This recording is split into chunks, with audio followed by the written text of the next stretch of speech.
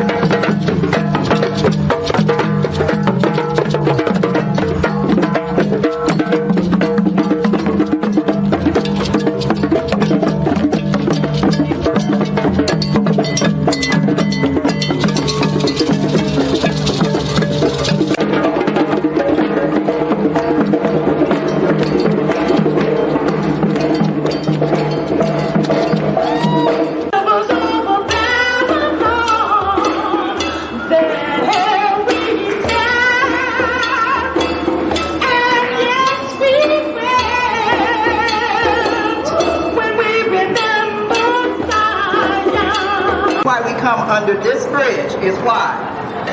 Who knows? Gateway. On what side of the river were our ancestors enslaved? Right here. That's right. On the Maryland side, if they got across this bridge, if they could get across this bridge to DC, they were free. You're going to go around clockwise, because you're going to want the negativity. You're going to go down your face. Throw your arms. Both arms. You're gonna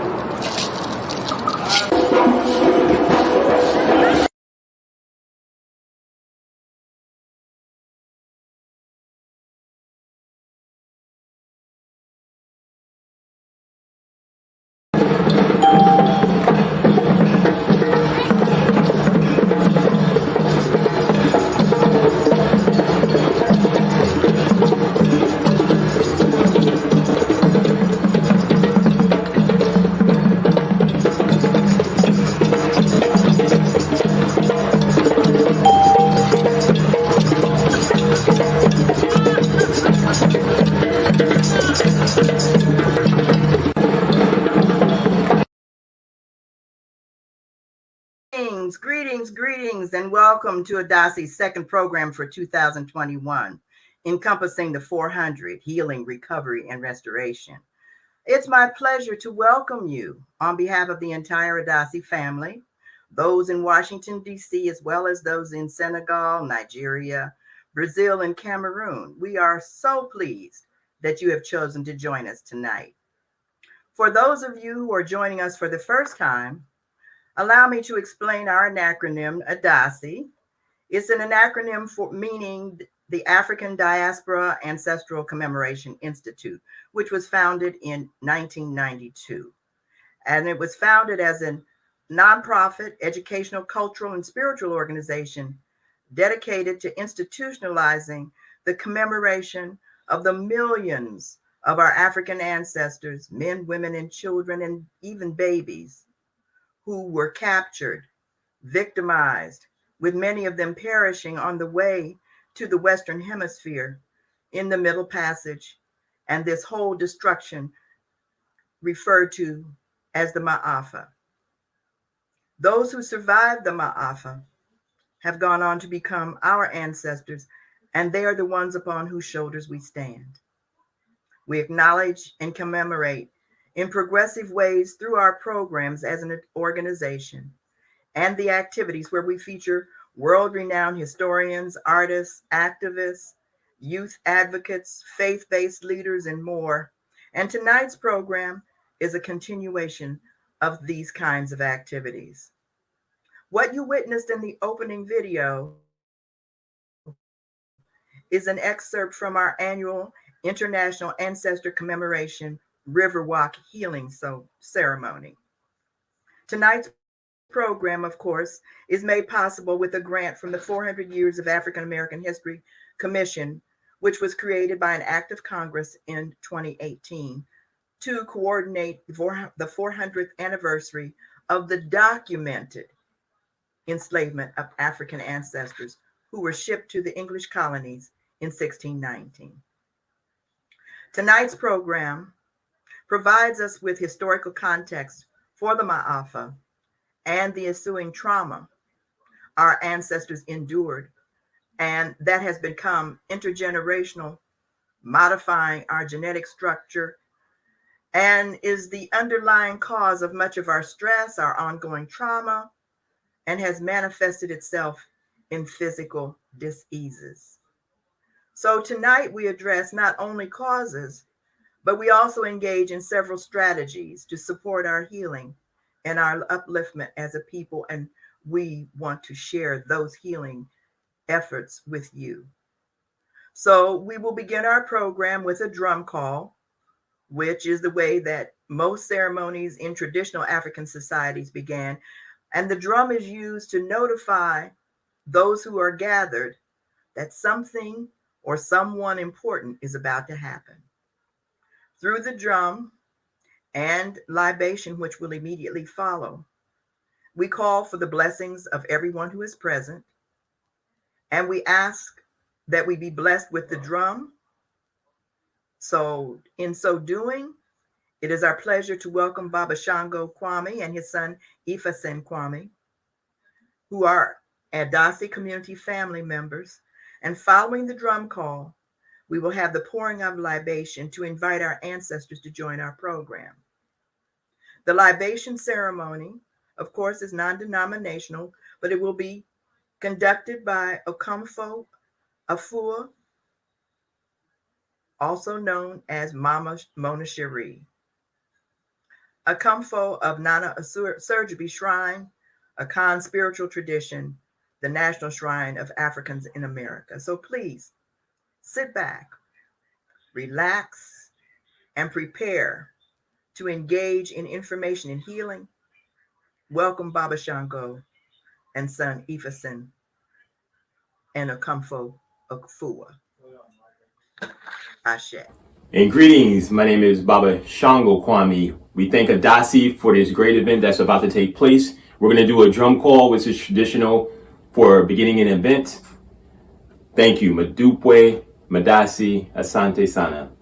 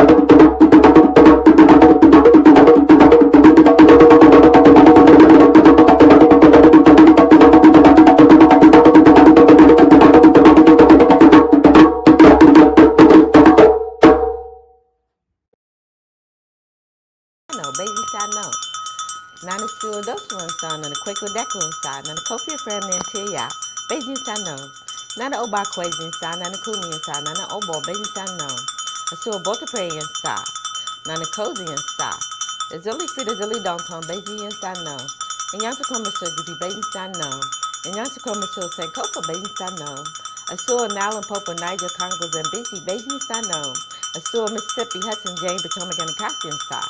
Shango Jakuta inside, Ubuntu inside, Abatala inside, Arumala inside. Songanita made me know, baby inside no. Abosuna, Risha no more, Vodu, Merba Asanatu, Bosma baby man, baby inside no. My offense to my phone, nana no, baby inside no. A duana sini stone, soaked into my phone inside. A gonna better to nail your phone to my phone inside. A sokore kuna into my phone inside. Nana queer pair be inside, nana y'all pair dinner Zulu inside. A comfort quasi penny anyone, baby inside no, I do Roma. Abusu nana no into Monfro, a four and a pia, Beijing side no. I think a brothel, Beijing side no. I meant to menu inside and worry inside. And now's the time to call your ancestors. Uh,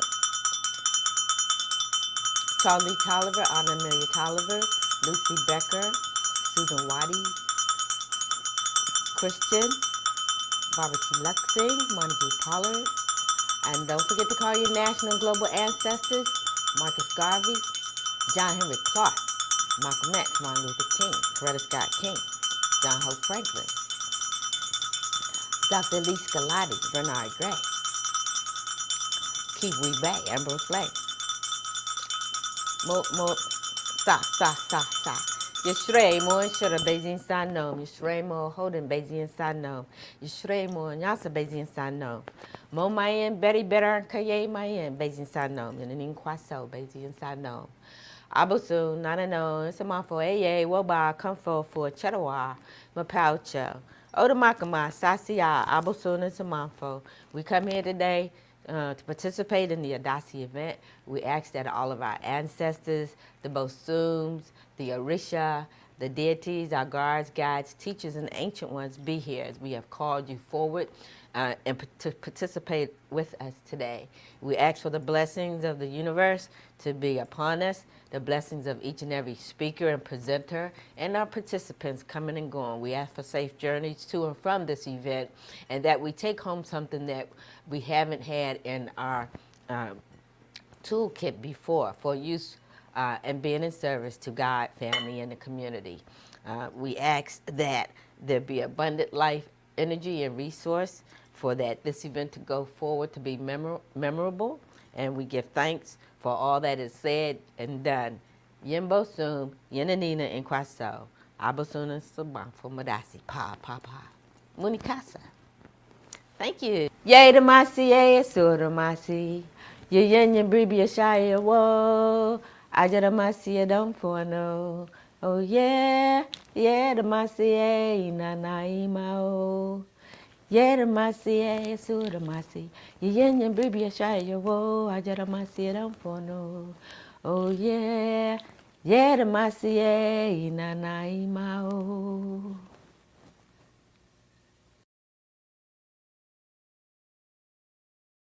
So much. We appreciate you. Ashe, ashe, ashe. And so now that we have called all of the wonderful good spirits to be with us in the tradition of our ancestors, we now, of course, have to honor some of the ancestors, the ancestral ways that we brought things together here in the U.S. One of those is, of course, the Black National Anthem. And so I introduce to you Brother Kaba Soul, who will now do the Black National Anthem here. Thank you. Liberty, let our rejoice sing, rise high as the listening skies. Let it resound loud as the rolling sea. Sing a song full of the faith that our dark past has taught us.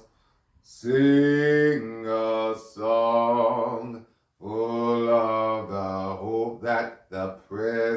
has brought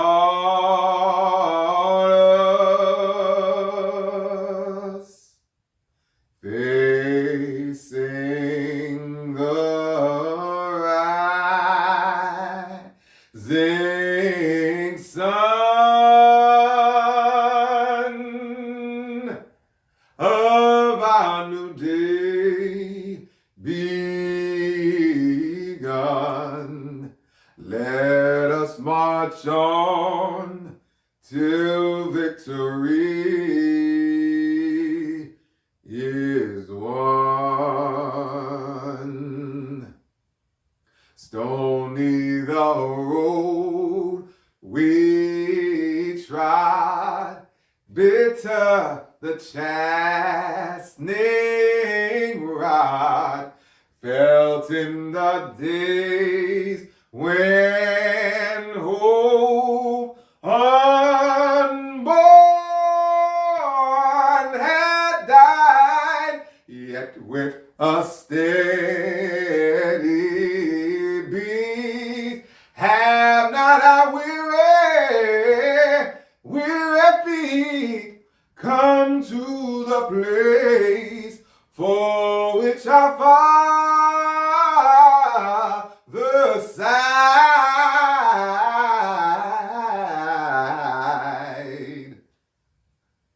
We have come over a way that with tears has been watered.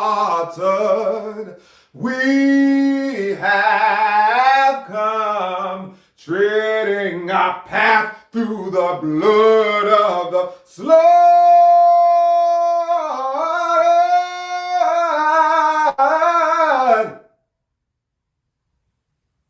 Out from the gloomy past, till now we stand at last, where the white gleam of our bright star is cast. God of our wearies, God of our silent tears, thou who hast brought us thus far on the way, thou who hast by thy might led us into the light, keep us forever in thy path, we pray.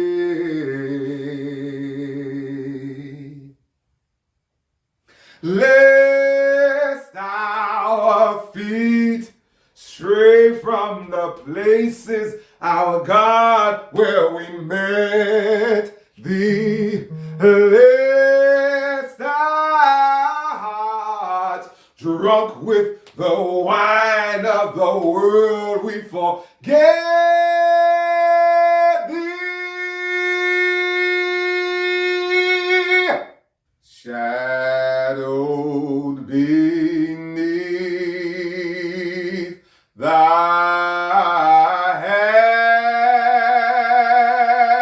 hand, may we forever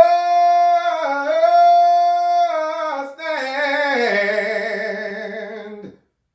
true to our God, true to our name, till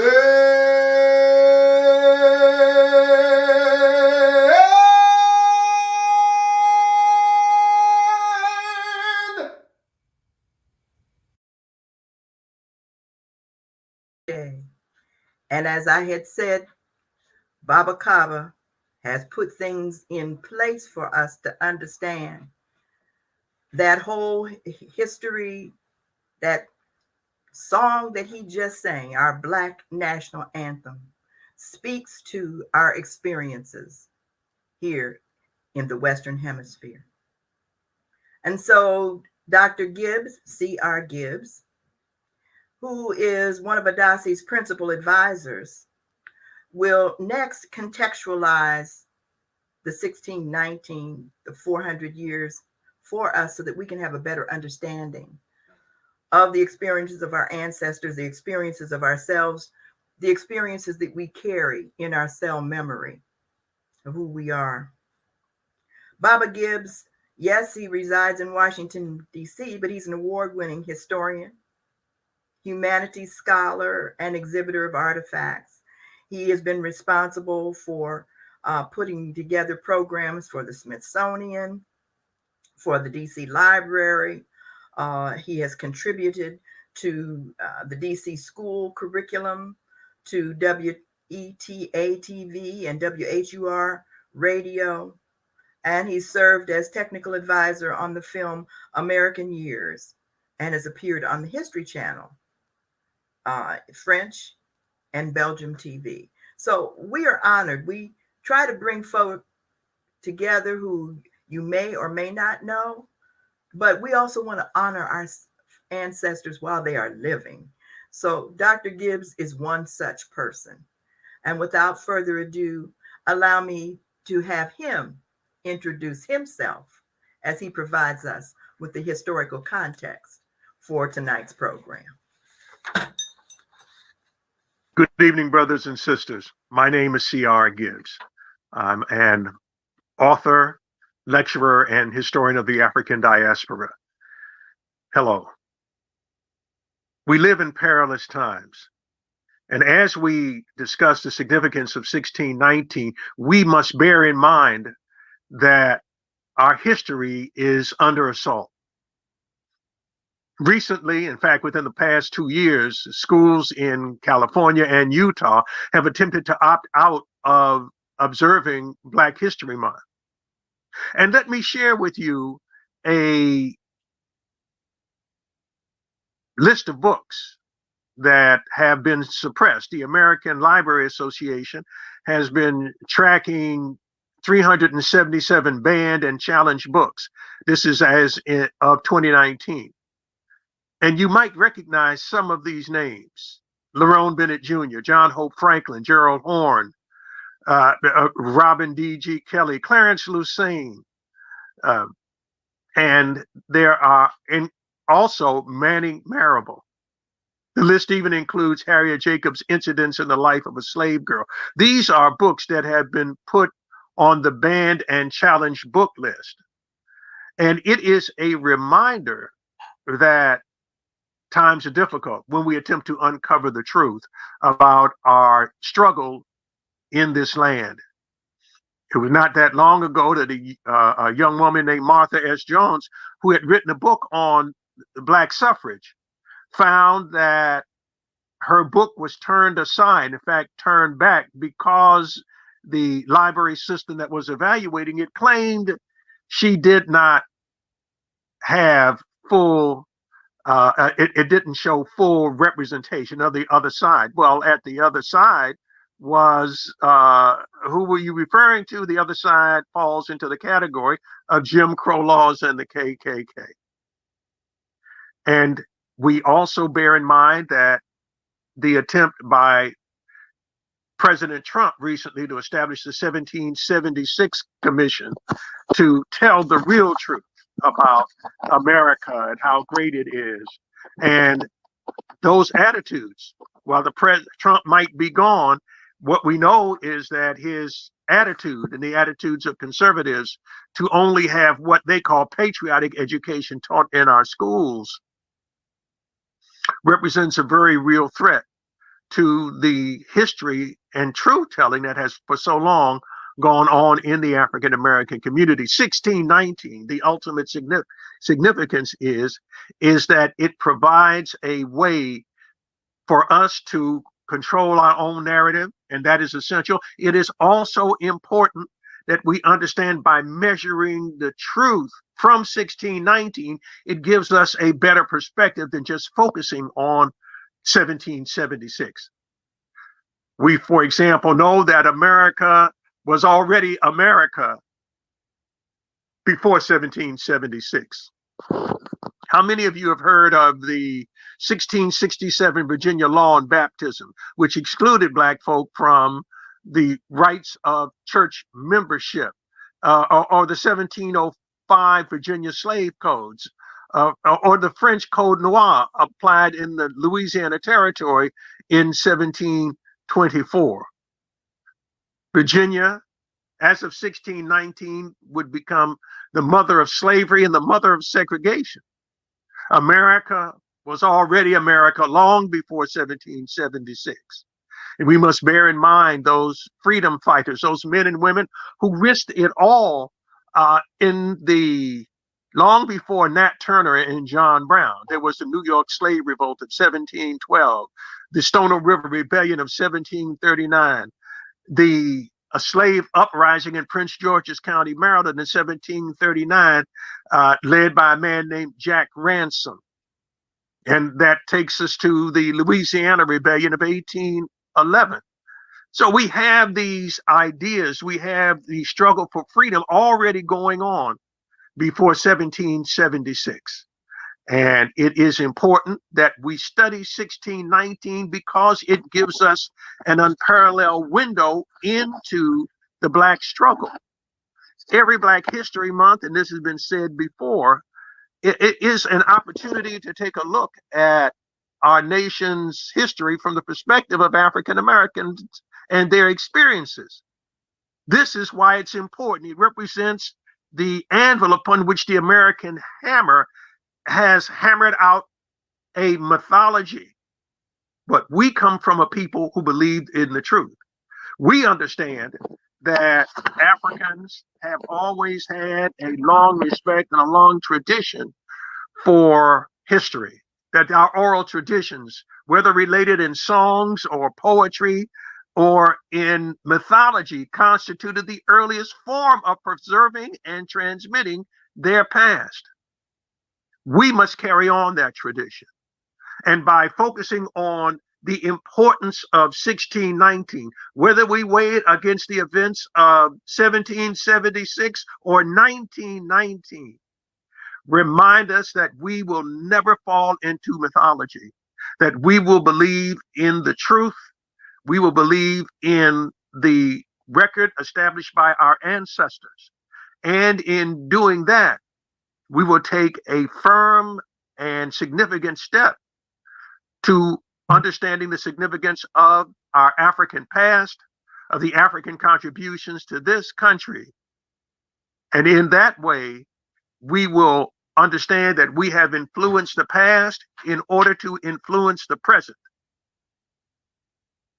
That is the importance of 1619 as a yardstick, as a measure of progress, and as a way to keep the past clear and not engage in the false history of other time periods. We measure our history from where we began, not simply because there were other Africans here before 1776, and indeed before 1619, but in concentrating on 1619, we send ourselves a timeline that can be referenced and referred to, that shows us that America was America long before 1776, and that we have the ability to measure and preserve and protect our history now and for the rest of time. Thank you very much.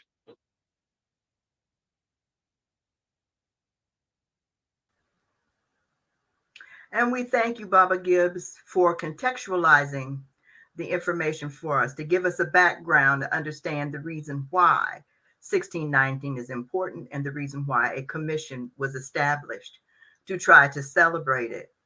But in preparing to understand not only the history of our folks coming, we need to also begin to understand the history of the trauma. And as a historian, allow me a moment to just share a quick little thing with you as we prepare for Mama Ayo Handy as the first strategy we're going to introduce to help us to be able to begin to heal. Why is it that we need to heal? Historically, we know that when Africans ran away from the plantation, or if they did something that the master decided was worthy of a whipping or a hanging or whatever had to come to his mind, one of the things that they did was to have the women, especially those who were pregnant, to stand up front to be able to witness the horror of what would be happening to their husband, to their child, to their beloved persons. And in so doing, one of the things that they had to do was to make sure they could not make a sound, they could not speak. And so as they witnessed the horror, they had to hold it inside. And to hold it inside, they were experiencing a trauma that was being transmitted to their unborn child. So those who came later on then were then born in trauma. And as we know from our history, that through the rapings and the pillagings and the victimizing of the females, that many of the children were conceived in trauma. And so the trauma has been passed down from mother to child, from generation to generation. And we find ourselves with the advent of COVID, with driving while Black, being victimized continuously also through the various systems in the United States,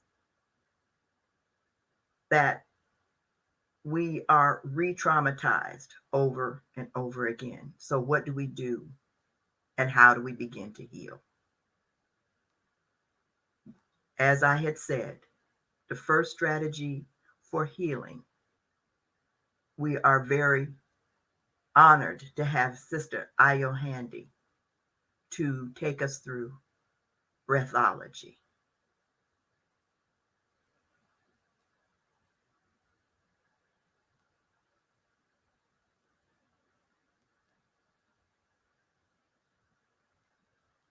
Blessings and peace, giving honor to the Most High. I'm Ayo Handy Kendi. I'm known as the Breath Seku, also as the founder of Black Love Day, February the 13th. I'm a certified breathologist, founder of a system called Optimum Life Breathology through my business, Positive Energy Works. And I am the founder of the African American Holiday Association. Today, we celebrate Black History Month. And in celebrating our ancestors, we recognize those who came in 1619 in Virginia to the Americans in chains against their will. But we have to also go even further than that to the 1400s, when Africans were first taken and were taken to other parts of the Americas, not just the USA.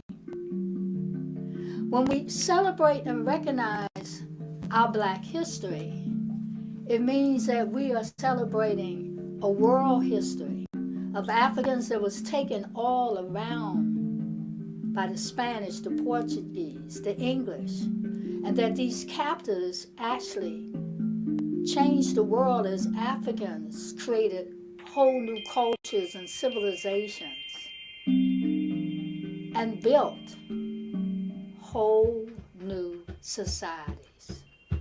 Yes, we built this. We built this here in America, and we built this all around the globe. So we're really celebrating a world history of people of African descent. Now, as we recognize the historical reality of that time, what we had to endure, what we persevered, how on those ships that went across the transatlantic, We have to recognize that our people weren't allowed to scream and mourn and fight back. We were torn apart, disunified. Our names were taken. Our families were broken up. This Ma'afa, this great tragedy that created an African diaspora shows vestiges today. People are speaking more often about the DNA, but I learned through my own personal experience about cellular memory. That there is a cellular memory that connects with the DNA, that genetic code that passes on our features from parents to our offsprings. But the cellular memory is really the operating system by which we are conditioned in our responses. We are taught certain behaviors and attitudes and prejudices and biases, reactions. And the way to change our lives is to change our cellular memory, which does not necessarily have to deal with the genetics. Doesn't have to deal with it at all. It is a deeper memory that allows us to shift in our consciousness. And so we may say we're going to approach this, big project, and then we find ourselves freezing and not making the effort to do it. That's the subconscious memory showing up. And so I learned as a survivor or thriver of child sexual and emotional abuse about the subconscious memory. And I have been able to apply it to a training concept that we share with millions of people around the world to help us change the subconscious programming, conditioning, the reactiveness, where our subconscious will show up and our reactions will come through. We simply encourage people to breathe, but breathe in a certain way. We all say that we breathe, right? You wouldn't be alive if you didn't breathe yet. We use breath as a tool. And in this reality of changing the subconscious, I found that as I showed up, there was always a lot of pain and anger and fear, and a lot of it had to do with my feelings for my father, where I loved him but I didn't like him. I would find out after depression and addictive behavior for years and years, 40 or more years,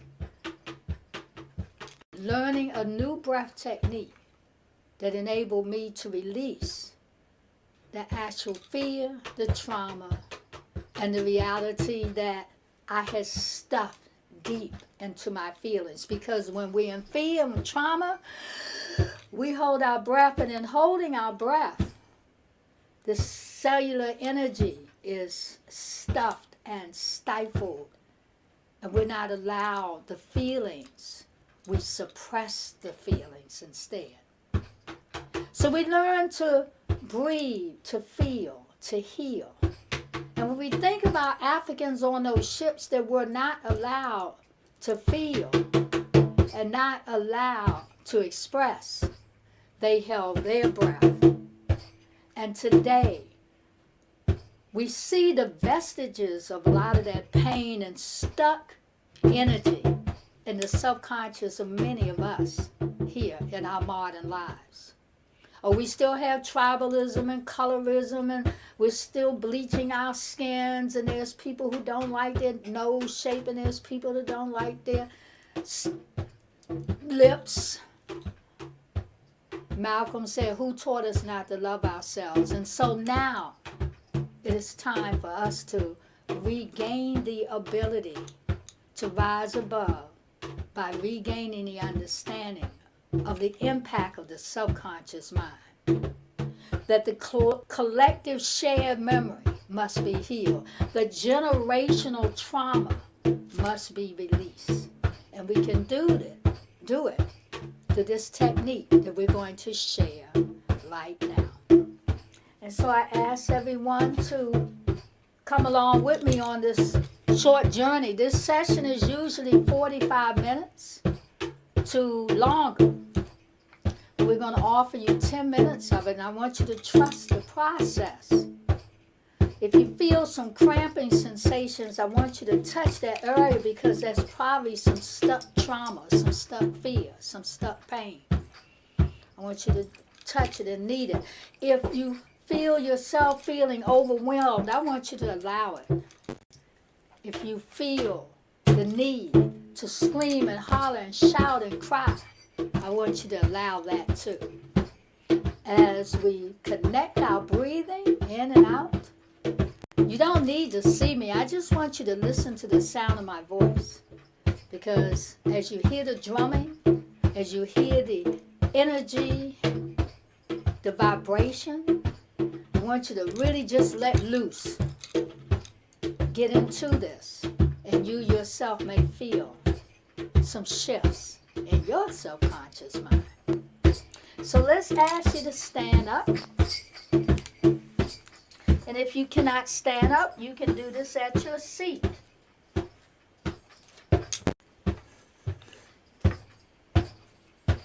And we start off by simply allowing ourselves to connect at the heart space. We put one hand on our chest right here at the heart space, right in between the lungs, heart level. And we take our thumb with the opposite hand and we want you to connect there at the belly button and allow your 4 fingers to just rest there like you're loving and hugging your belly. And we start off slow, breathing into this relaxed, deep breath. Inhale, let the belly come out. Again, you don't need to see me. Just listen to the sound of my voice. We're going to breathe in through the nose and we're going to open the mouth and let go. So just slow down.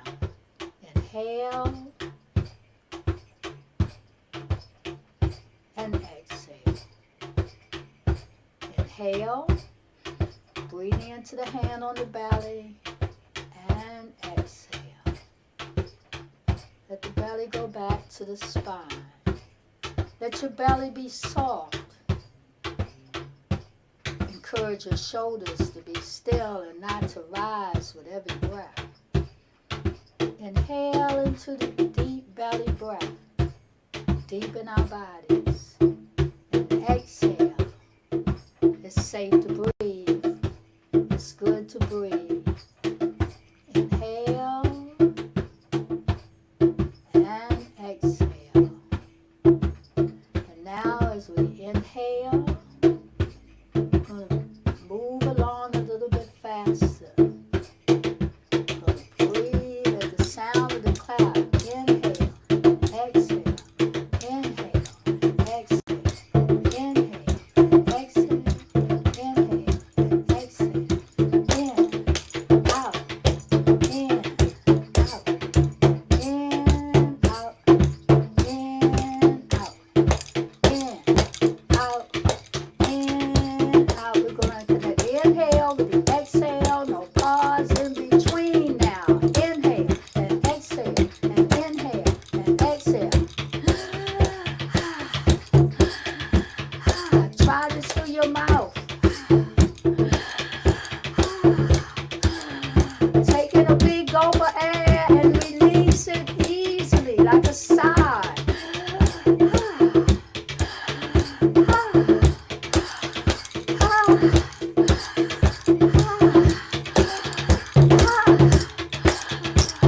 Start moving around, out, in, out, in, out, in,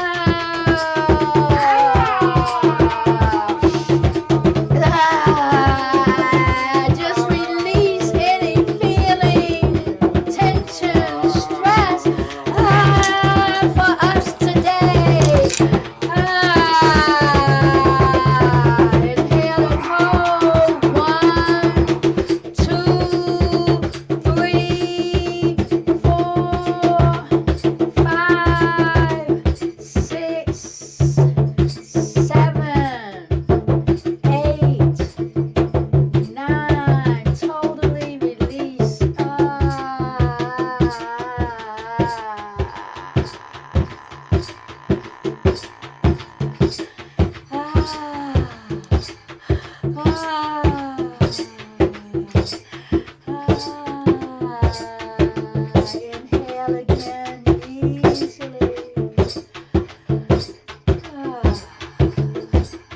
And begin to slowly sit down.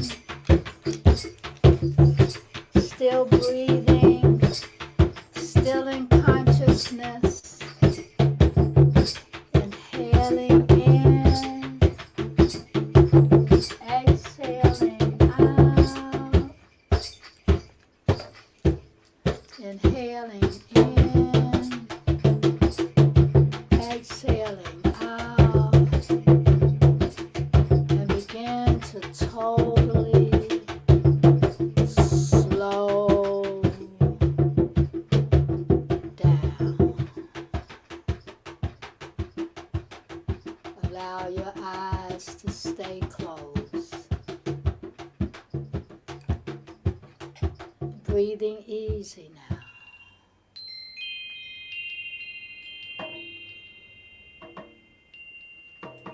It's safe to breathe. It's safe to be aware and in consciousness.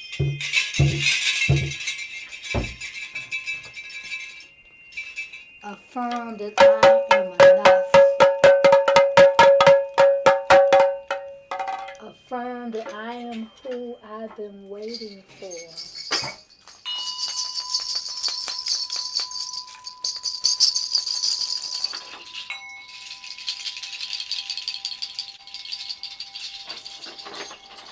Affirm that if it is to be, it is up to me, that I am the one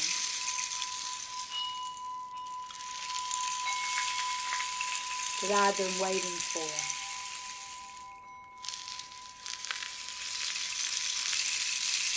We must love Black people. We must love. And the way to affect and change our past is to change the way we breathe. Breathe into this quiet space of our subconscious mind.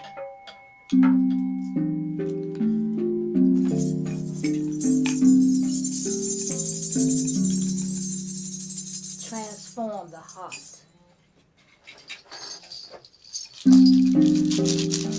Be love. Show love. Demonstrate the 5 tenets of Black love every day. Demonstrate the love for our ancestors who loved us enough to struggle, persevere. As we stand on the shoulder of their greatness,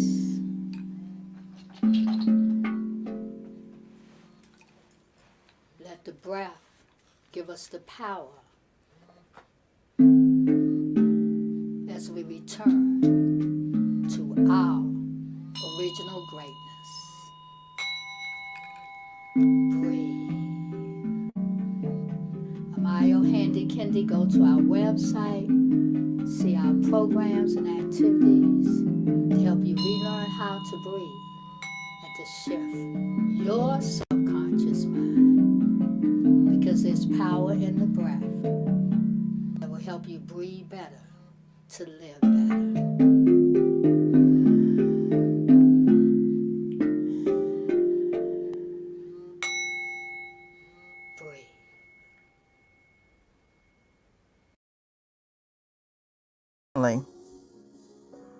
It's an opportunity for Adasi now to share a collection of a few of the altars that we sisters have created over our nearly 30 years of being together.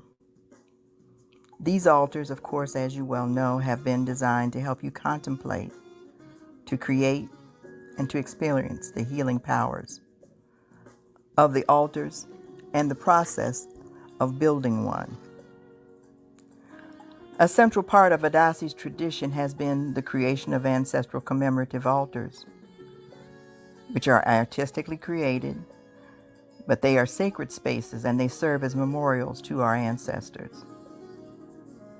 These sacred memorials present a more cultural, spiritual, and contemplative environment by which we can access the power of our ancestors.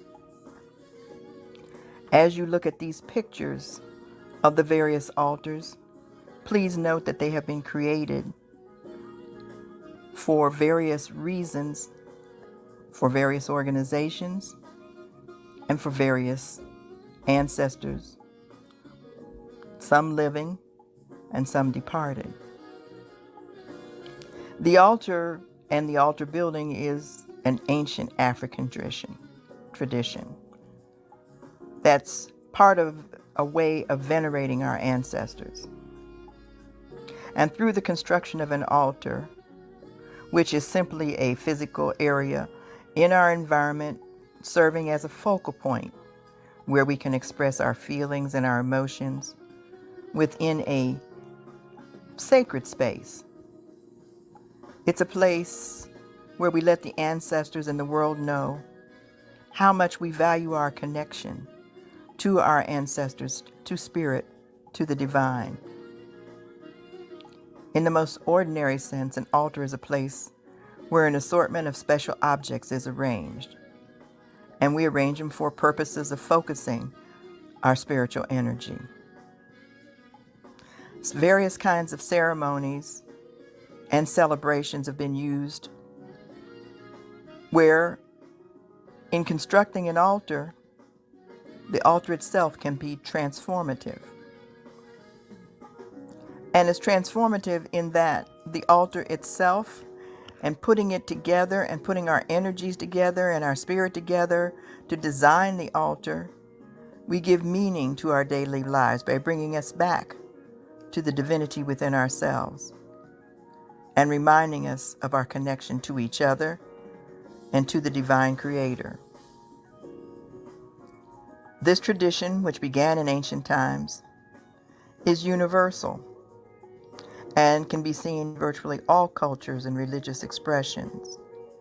For example, going to the altar is a common feature of the Black church tradition, where members come down to the altar to say special prayers, to be closer to God, to receive blessings and direction, and to be able to continue their daily lives and their daily experiences, to receive the help that they need, that going to the altar provides for them.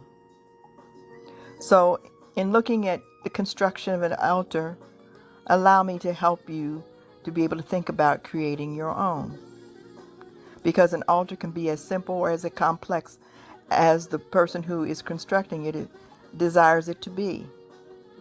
But the basic elements of an altar are white fabric, a clear glass of water, white candle or a votive, a potted plant or a vase of flowers or fresh herbs, and pictures or other remembrances of one's ancestors.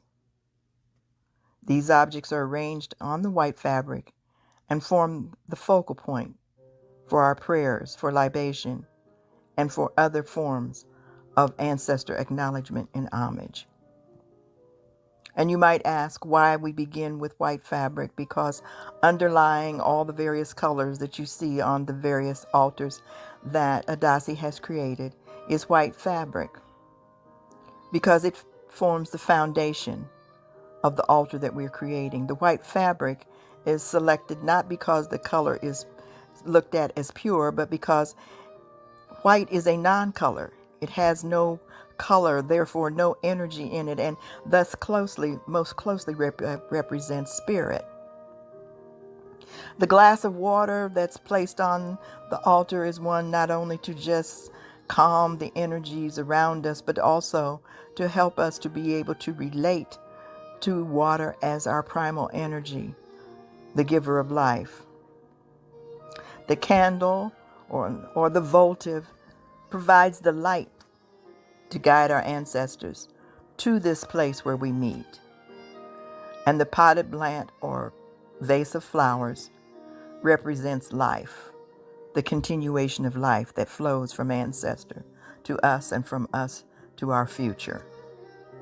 And the pictures and the other remembrances that we place on the altar are there to remind us of those we are asking to come to support and to help us. How did Adasi become involved in building altars? Well, it started with Adasi hosting programs and needing support for the success of those programs. And so we created an altar as part of our program and kind of set it over on the side. But over time, the altar became part of the community programs that we were doing. And because they were community altars, which we still do, we invite people to bring items and to place them on the altar wherever they felt that they would be able to go. And what happened? People brought items. Some prayed after they put the items on the altar. Some cried. Some just sat and looked at the altar. And we began to look and realize that the altar had restorative powers. And thus, the trauma that we experienced in the past as our ancestors, and that we continue to experience each and every day as Africans born outside of Africa, the altar became a place where some of that trauma could be released. When we sisters have conducted altar building workshops, the altar building has been as organic as the development of the altars that you see. We noticed that if we invited people to help us construct an altar, they would pick up various objects and place them in particular ways on the altar. And then when we would ask them why they chose the object or why they placed it in the place that they did, they would indicate that the objects, they just felt good. They felt like something that they should do. That the objects expressed for them what they were feeling at the time and what they were thinking.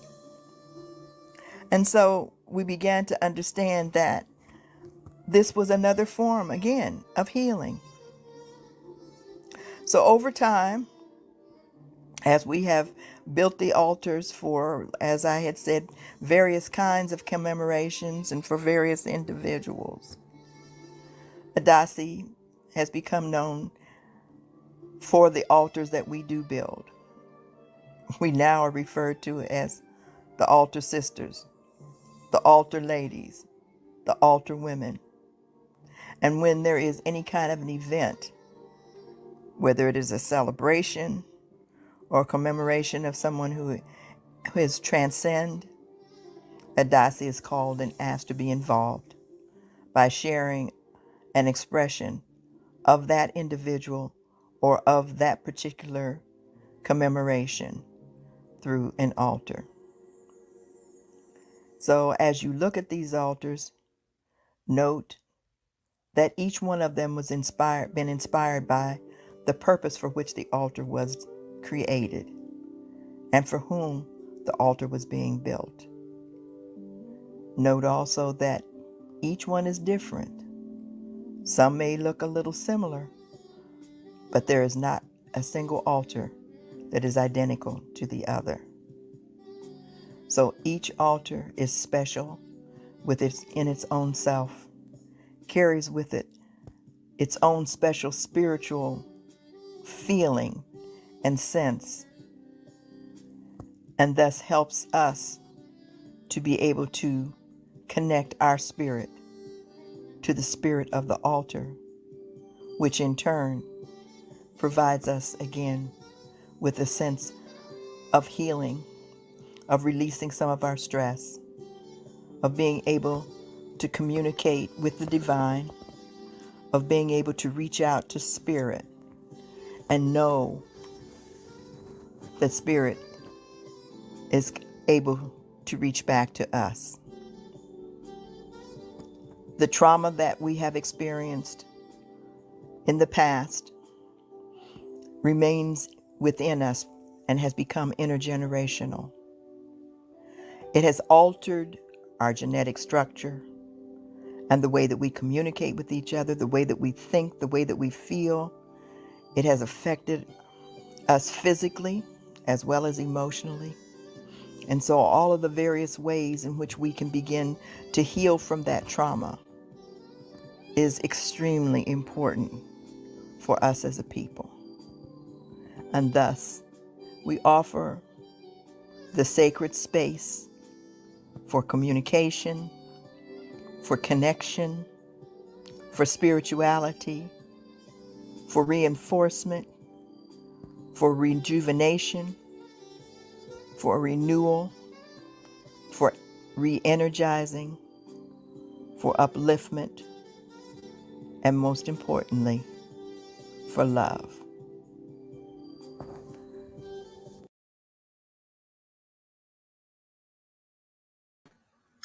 I hope that these two modalities that at least we have shared with you with Mama Io, I know I got all excited and I was able to do some releasing, and I hope that you were able to do the same. And the other modality of the altars that we sisters in Adasi have created and continue to create as the community requests us to do so are some of the ways in which we can help ourselves to begin to heal from our trauma. But as Sister Io had said, the 5 tenets: love of the Creator, that's the 5 tenets of Black love. Love of the Creator, love yourself, the love of self, the love of your family, the love of community, and the love of our race. Let us keep those things in mind as we begin to heal, as we work towards our healing, which is continuous, because our trauma is continuous. And so I would like to introduce to you Dr. Kevin Washington, Baba Mwata, who we refer to. And he expresses to us, he says that inquiry into the human soul is a delicate process, and it's one that requires devotion and a seriousness of purpose on the part of the psychoanalyst, the psychologist healer. Dr. Kevin Washington, whose African name is Mwata Kayari, is an African-centered psychologist licensed in Florida and Washington, D.C. And he's engaged in the inquiry into the human soul. He's taught and lectured at several colleges nationally and internationally. He's been on Roland Martin, been featured in Essence Magazine, Black Entertainment Television, or better known as BET News, Vocal Point, NBC Universal, and many other national and international organizations. He is past president of the Association of Black Psychologists, who we owe a great deal to, who have been able to get our trauma recognized as a real disorder. He is a former dean or pastor of Imani Temple Cathedral, and currently he is an associate professor and head of psychology and sociology at Grambling State University. He's the national director of Black Marriage Day, and as a Fulbright Hayes Scholar, Baba Mwata has researched the impact of socializing institutions on the healing or restructuring of post-apartheid South Africa, as we know as Azania. It was in Azania where he researched Ubuntu and how it can inform mental health services delivery to people of African ancestry and others. Not only does he work on healing the psycho-spiritual wounds that are present and presented within people as a result of cultural and historical trauma, he continues developing healing paradigms for persons of African ancestry who have been impacted by what he refers to as persistent enslavement systems trauma, PEST. This work is critical to his advancing of Ubuntu psychology and psychotherapy. He is the founder of Ubuntu psychotherapy and Black love coaching. As the founder of Ubuntu psychotherapy, he advances a culturally sensitive modality for mental health and for mental health counseling and psychotherapy for Black men and boys, as well as African families. He advances culturally relevant trauma-informed care and interventions to be used by psychotherapists. He introduces them because they are culturally inclusive and particularized concomitantly. Through his research and writing, he seeks to assist people to live life with power, with purpose, and with passion. Baba Mwata, please share your wisdom with us. We cannot hear you. You're muted. Okay. It is indeed a pleasure to be able to share with you. Am I still muted? No, you're okay. We hear you. To share with you on this moment, this idea of healing. We must recognize that when we talk about healing the trauma of African people, that we must, first of all, acknowledge what is it that is being healed. Within the African worldview, the notion of spirit and essence is essential. So oftentimes we utilize a reductionist model to try to explain our healing. We cannot utilize the psychology of the Europeans to examine closely the phenomena of African people, because their ideology of what it means to be healed is predicated on thought processes, on mental processes and behavior. But ours is about understanding essence. To look at it from a lens of epigeneticists, we can see that Diaz and Resler did research where they took the mice and they had the mice to experience the whiff of the orange blossom. And then when the orange blossom smell would come, they would then shock the mice. And these mice then would associate the trauma of the shock with the smell of the orange blossom. And so when they smelled the orange blossom, they anticipated the shock was coming.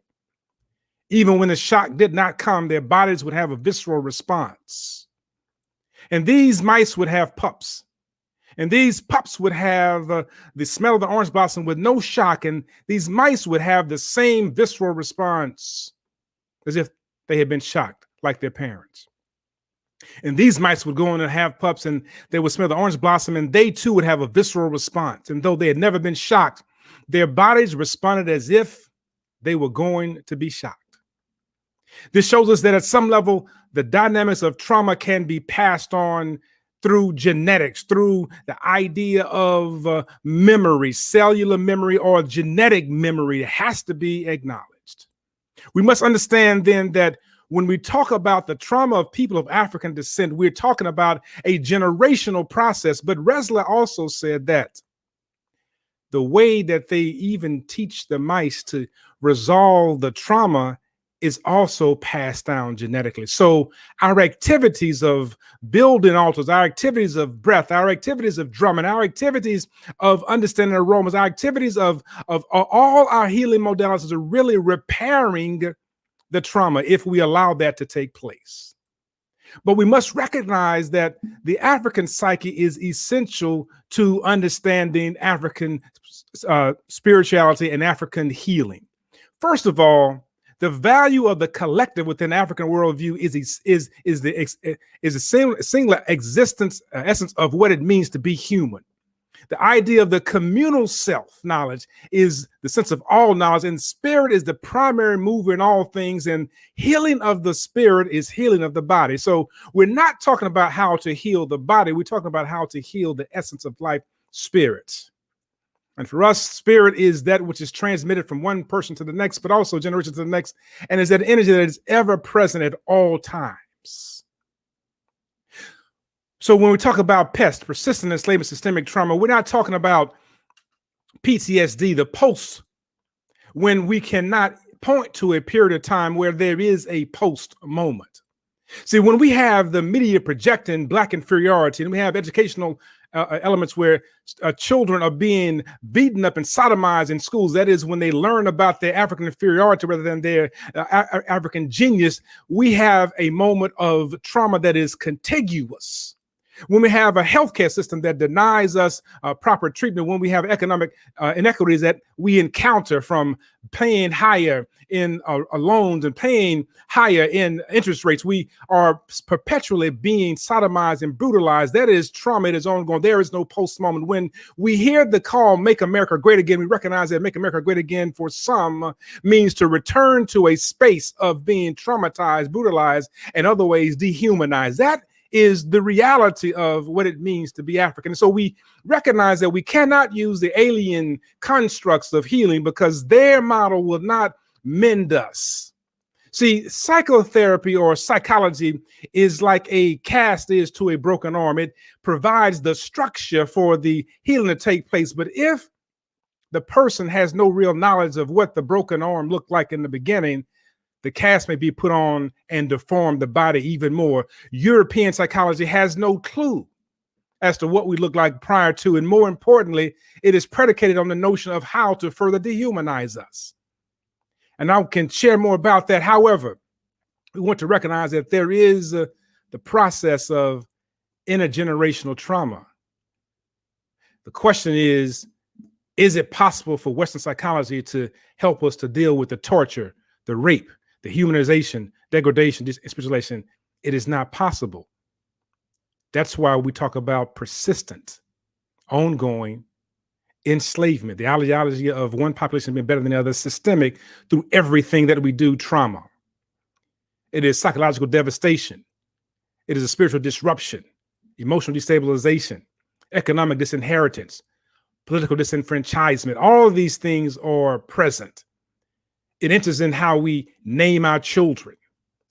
People suggest that I name my child Brittany because I did not want my child to be somehow seen as Black. But one day they have to see your child.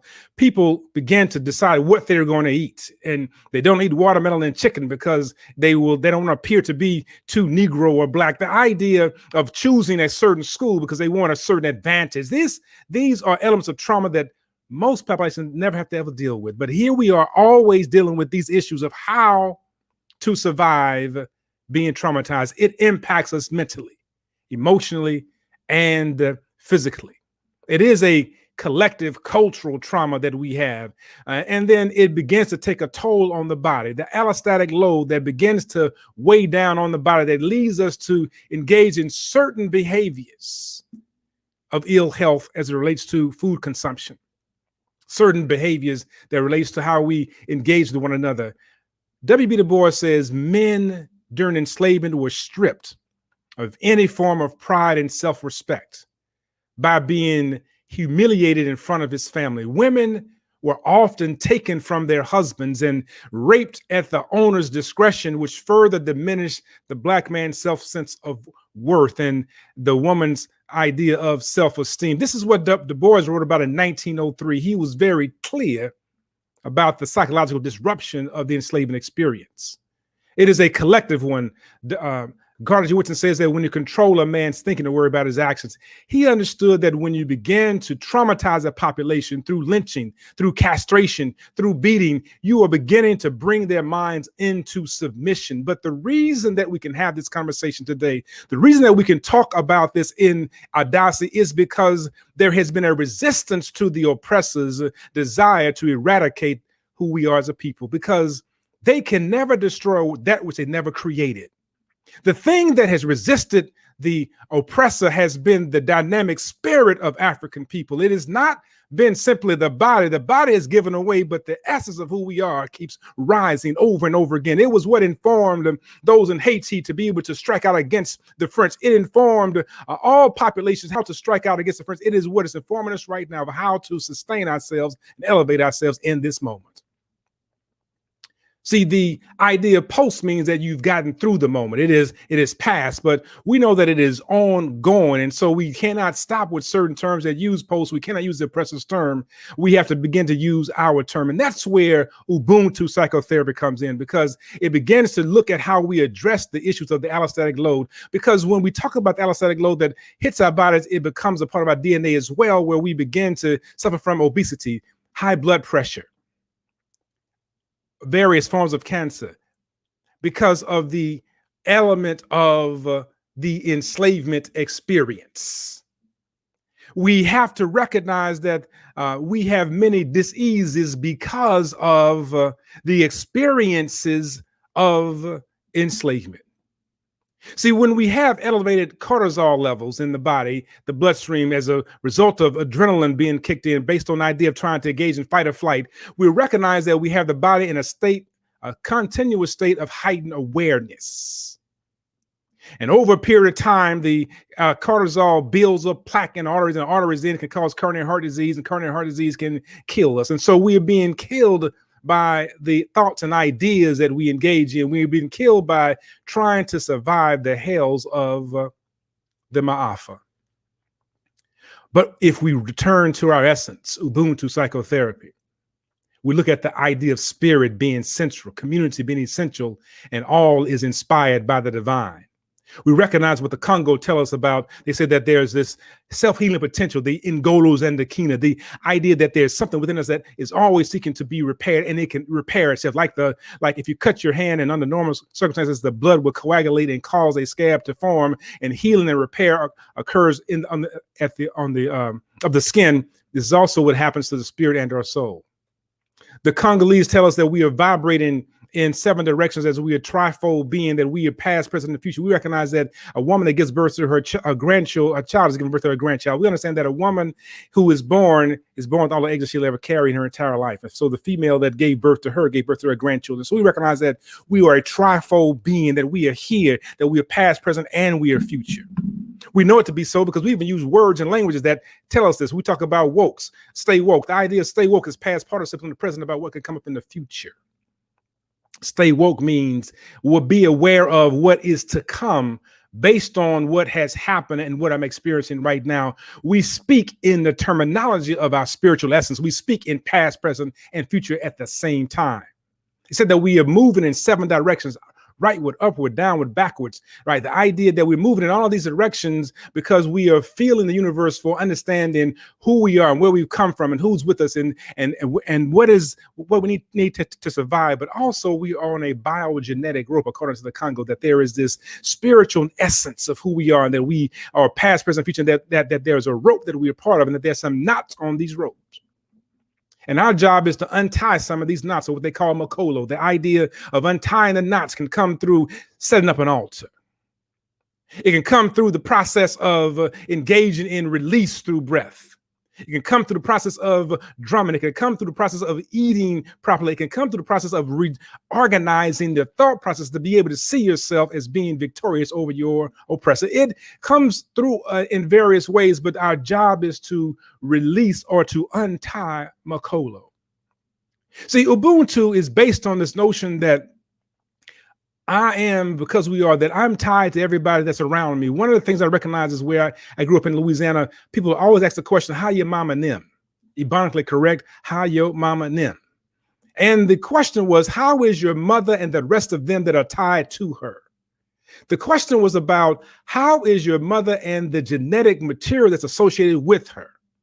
And so the idea is that my existence was not about me, but the question was not how are you doing? The question is, how are your relationships in the world?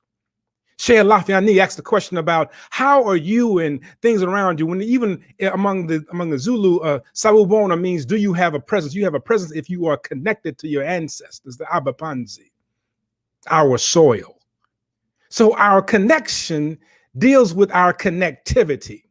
Ubuntu is about restoration of that connectivity. UBU refers to being, into you refers to unifying a universal life force.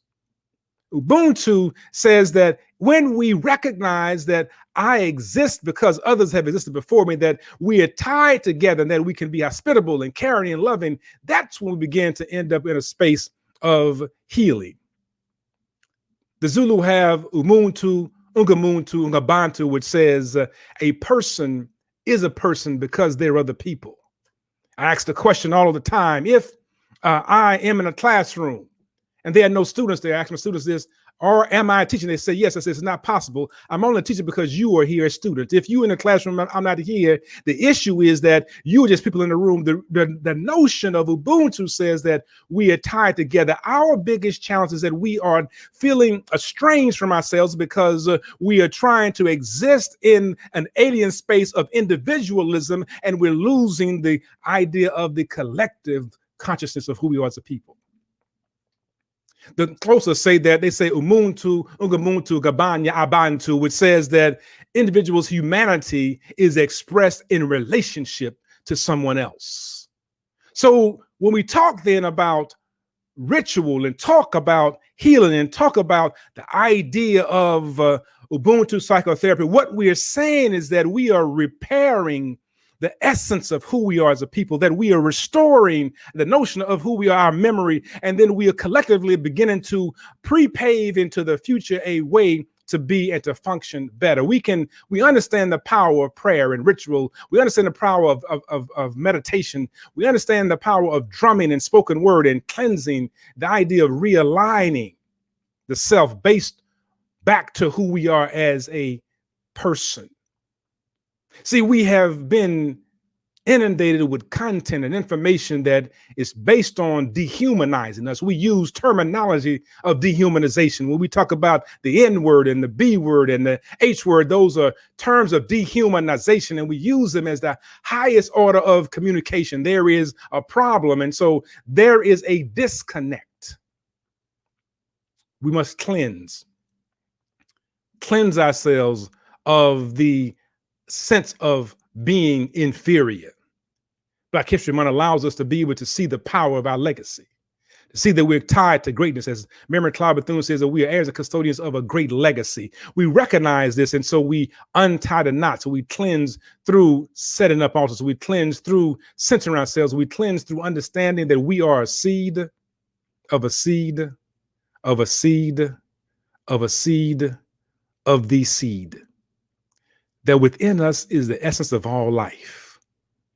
This is how we change the vibratory frequency of the hells of the Ma'afa. We begin to recognize that we are divine. Thank you.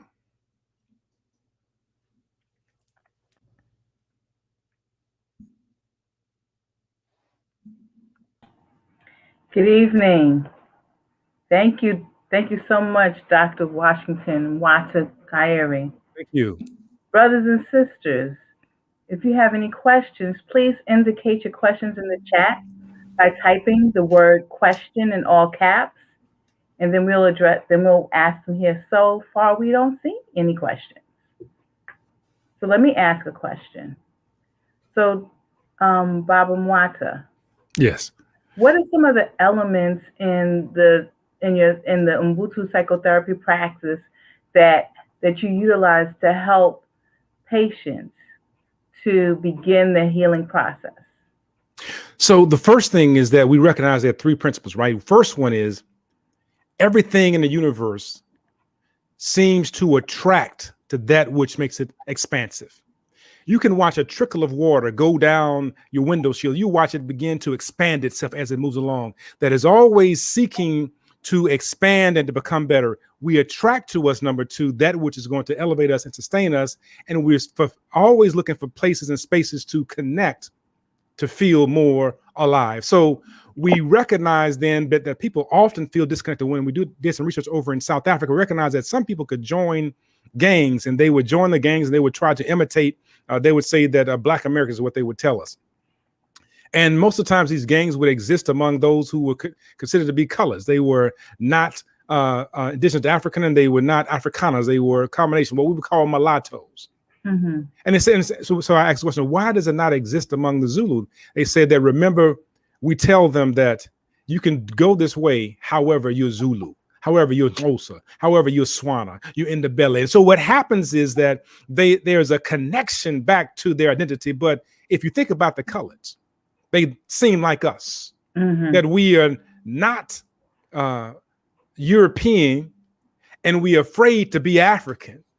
So we exist nowhere, in a no space. And so we form these other connections. So the Ubuntu says, understand that you are connecting with something that is of your essence, that builds you up, that expands you. And so when we see gangs build up, the idea is that there's a way to express myself, to expand, to have more power when I'm always being suppressed. But is it a healthy way to expand your power? And so we talk about how to redirect that energy such that it is optimally benefiting not only the human being, but also it benefits the entire community. Awesome, awesome. So I'm wondering if you also have in your practice incorporated some West African and East African and Northeast African, maybe some Kemetic modalities in the practice of the Ubuntu psychology. So we do deal with, of course, community concepts, right? The Ka, the Ba, the Kaba, the Admu, the Seb. We talk about that. We do deal with the energies that come from the Orishas, right? The seven powers, right? Oya, Yemaya. We pull that in. We're not afraid to be who we are. Those energies are part of the process. We do talk about setting up altars, right? To make sure that everybody connects with something that is greater than themselves. So we talk about the altar setup. How do you set up what should be there? This is a part of Ubuntu because it means that you are connected, right, to something bigger than yourself. And this is where our true power comes from. Every civilization spends time plugging in and connecting. But we have an easy time to disconnect. Every time we spend a dollar bill, a $5 bill, a $10 bill, we are divining to some European ancestor that doesn't even, that if one didn't care about us, and it's not even our ancestor, right? We talk about our country and our forefathers. The cat wasn't my forefather, right? Jefferson and Russian and those, that's not my people were not the ones that were writing a constitution. This is not the issue of my forefathers. My folks have been suffering in this space because of their desire to oppress us. So we don't honor their system, we honor our systems of practice. So yes, those are interwoven. Many times we weave them in. People that don't know that they're doing African things, right? Set up a space in your household with a mantle and a picture, and have a picture of people on that, right? We set it up. Tell them to do that. They have no idea that they set up an altar. Some of them get spooked out by an altar. We may tell them about it later, what you set up, but find you a space where you stop and you breathe and you connect.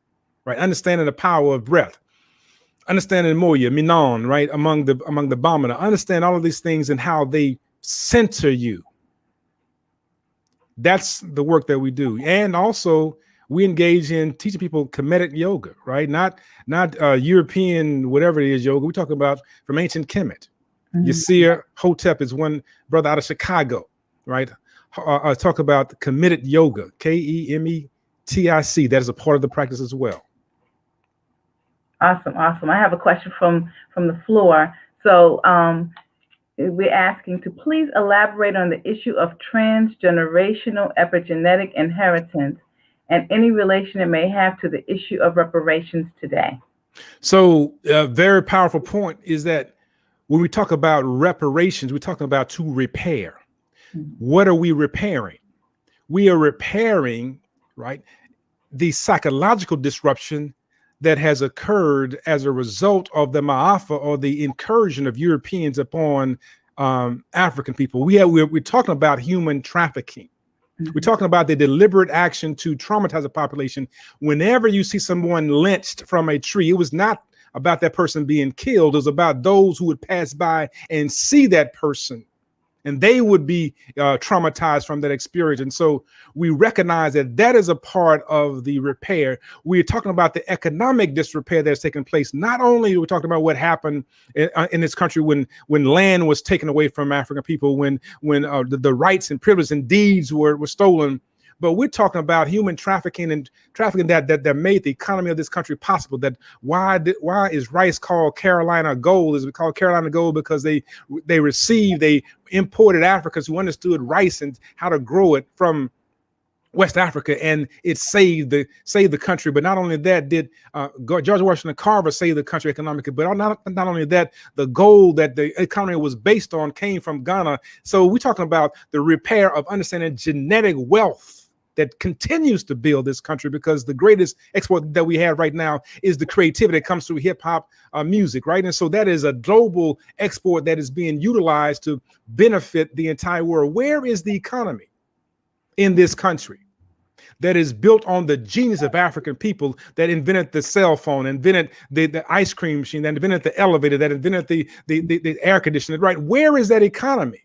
It doesn't exist. So the repair occurs on that level as well. The perpetual raping of a population is a thing that we're looking to repair. And yes, the idea of intergenetic trauma is a part of that, because our stuff has been stolen, and we're used to it being stolen. And now we're saying at this point, I think that genes is saying no more. I will say this and stop this part. But I saw during the protest this summer, a young lady held up a sign and says that you have effed with the last generation. Her genetics told her that. Thank you. And thank you, Mama Nkenji, for that question.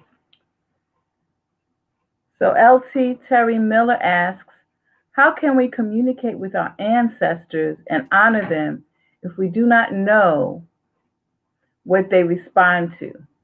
I wasn't that close to the generations before me as a child, and how do we get in tune when lost? So the communication process with those that came before us is oftentimes less challenging than we want to make it, right? So one of the things we recognize is that inside of us is genetic memory. I watched as a matter of fact, I had a friend who had a son came to visit me, and the strange thing is that almost everything his son did, he used to do when we were children, and they never grew up in the same space. There is a memory there. We don't have to know the specifics. I think that's where we get caught. We have to recognize that there is this voice. When we start engaging in certain activities, the voice will speak to us and will guide us. And it's not oftentimes a voice that is like this big voice, a big echo, behold, I'm here, right? It's not that kind of voice. It will start to nudge you in certain directions and move you towards certain people and have you to engage in certain conversations that will begin to nurture something within you that will begin to allow you to ascend into a new way of being. And so when you begin to honor those things and not try to get the details, but begin to get the general, you will finally get the picture in full relief. It will begin to come in focus as to what it is. There were certain activities that we all engage in that we don't know why. We played a rhythm when I was younger, being a drummer in Louisiana, playing with sticks and so forth. And the rhythm was called Joe Friday. Boom, it was called Joe Friday. And we had in there the police, the lawman, the man with the shotgun, into the institution one. It was the same rhythm as they say, Funga, Alafia, Ashe. It's the same rhythm that is played for Calypso. Genetically, we had the same memory. We had an experience that made us have different words. The point is, when we stop and listen and acknowledge that we come from something bigger than the experiences of the trauma, bigger than the experiences of oppression, bigger than the experience of human trafficking, then we start to hear a message about our healing, our health, and our holism.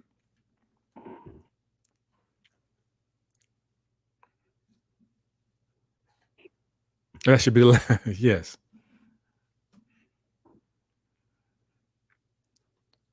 Awesome. Well, thank you so much, Baba. And those were some awesome and amazing. And this is the last question. And at this point, I'm going to turn it back over to Mama Tendai. Nashe, thank you. Well, family, we're working at trying to come up with some healing for ourselves.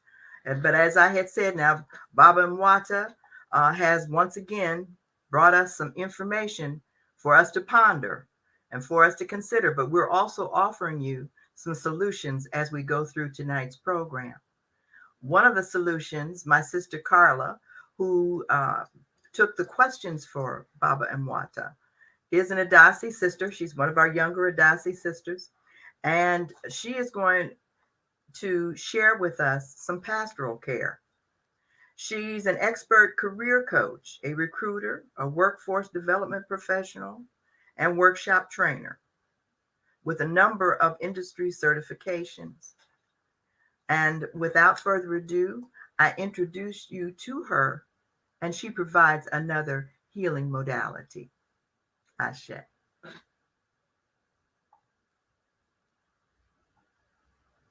Evening. My name is Carla Wynn, and I'm with Adasi, the African Diaspora Ancestral Commemoration Institute, serving in the capacity of Director of Public Relations.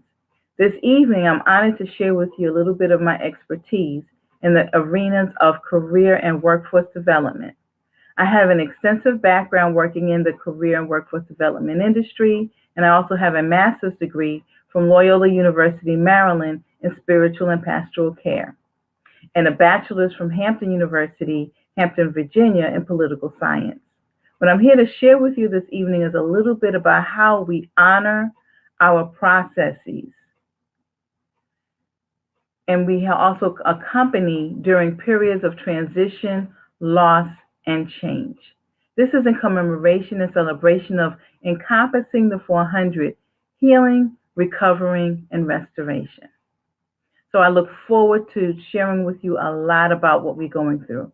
So at this point in time, next slide, we are wanting to know, as spiritual beings having a human existence, we experience many levels of transition, loss, and change. How are we, as African people in the West, also coined people of the eye, handling these changes? As you can tell, this image here shows a waterfall. It's as if we're going through torrents ever since we landed on these shores of transition, loss, and change.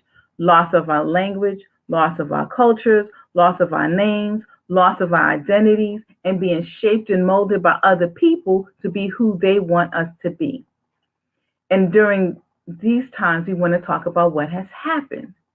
So most recently, we're dealing with a lot of things. We have the transitions of our loved ones to the next realm, and we're not able to, at this time, to honor them the way that we normally would.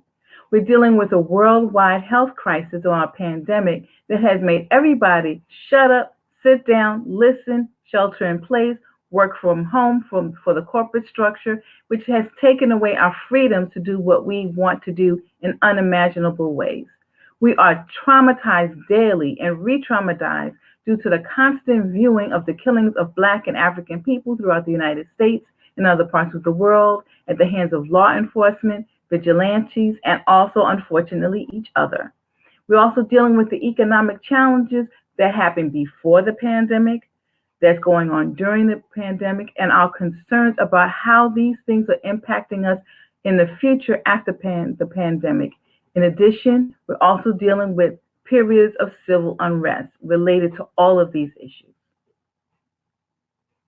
So how do you feel about what happened? We go through grief, confusion, disorganization over those losses, the death of a loved one, including our pets, the loss of employment and or businesses, and also those insignificant things that if we haven't dealt with the other lost material, can trigger us. We also deal with disappointment, disbelief, anger. We have a desire to strike out. We have feelings of being caged in or locked up in the house, no longer free to do as we please. We're also being worried. We're also worrying about how we will safely return to the traditional workplace, since many of us have been either forced to work from home or have worked from home voluntarily, and how these things will impact us, because the way that work was done in the past is not going to happen the way that it was. We're also dealing with protests to make change, protests to avoid change, and also wanting to go back to the previous order, which is not going to happen. We are in a new normal, and concern or excitement about what's next. So as you know, thoughts become things. Thoughts result in feelings, which turns into action, which turns into results. So if we're looking at this from a perspective of sheer victimization or victimhood or negativity, we may feel like this is too much for me. I can't handle this.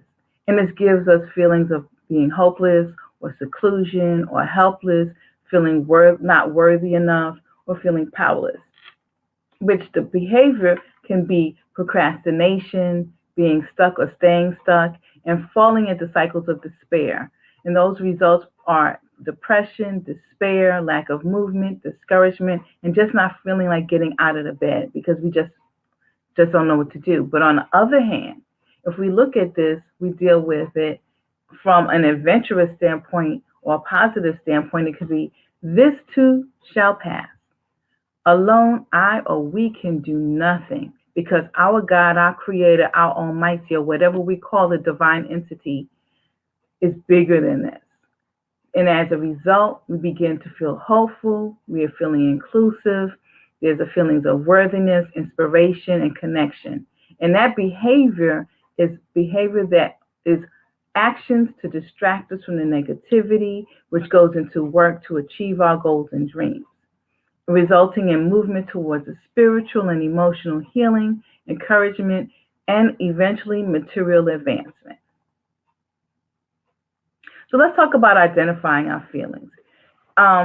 When I was in grad school, we talked about Bowlby's phases of loss and mourning, going into shock, like, I can't believe this just happened. We may feel a little bit shut down. Then we protest. We may become disorganized, shift into despair, and become detached. Detached to the point where we can begin to pick ourselves up again. And I'll speak about this from the perspective of job loss. We go through those feelings here. And also, as Elizabeth Kubler-Ross in the next slide talks about, she talks about the 5 stages of grief: shock and denial, anger, bargaining, depression, and eventually acceptance. Now, when we're talking about Bowlby and Elizabeth Kubler-Ross, on both sides of the fence, just know that these periods are cyclical. It's never in any order. So we may be organized in one area of our life, and we may be disorganized in another area of our life. So these are some of the areas that we have to go through. So let me share with you a little bit about Adasi and accompaniment through transitions. As you know, for the past 28 years, Adasi has helped our community in large and small ways in terms of dealing with the trauma of 500 years of being snatched from our homes.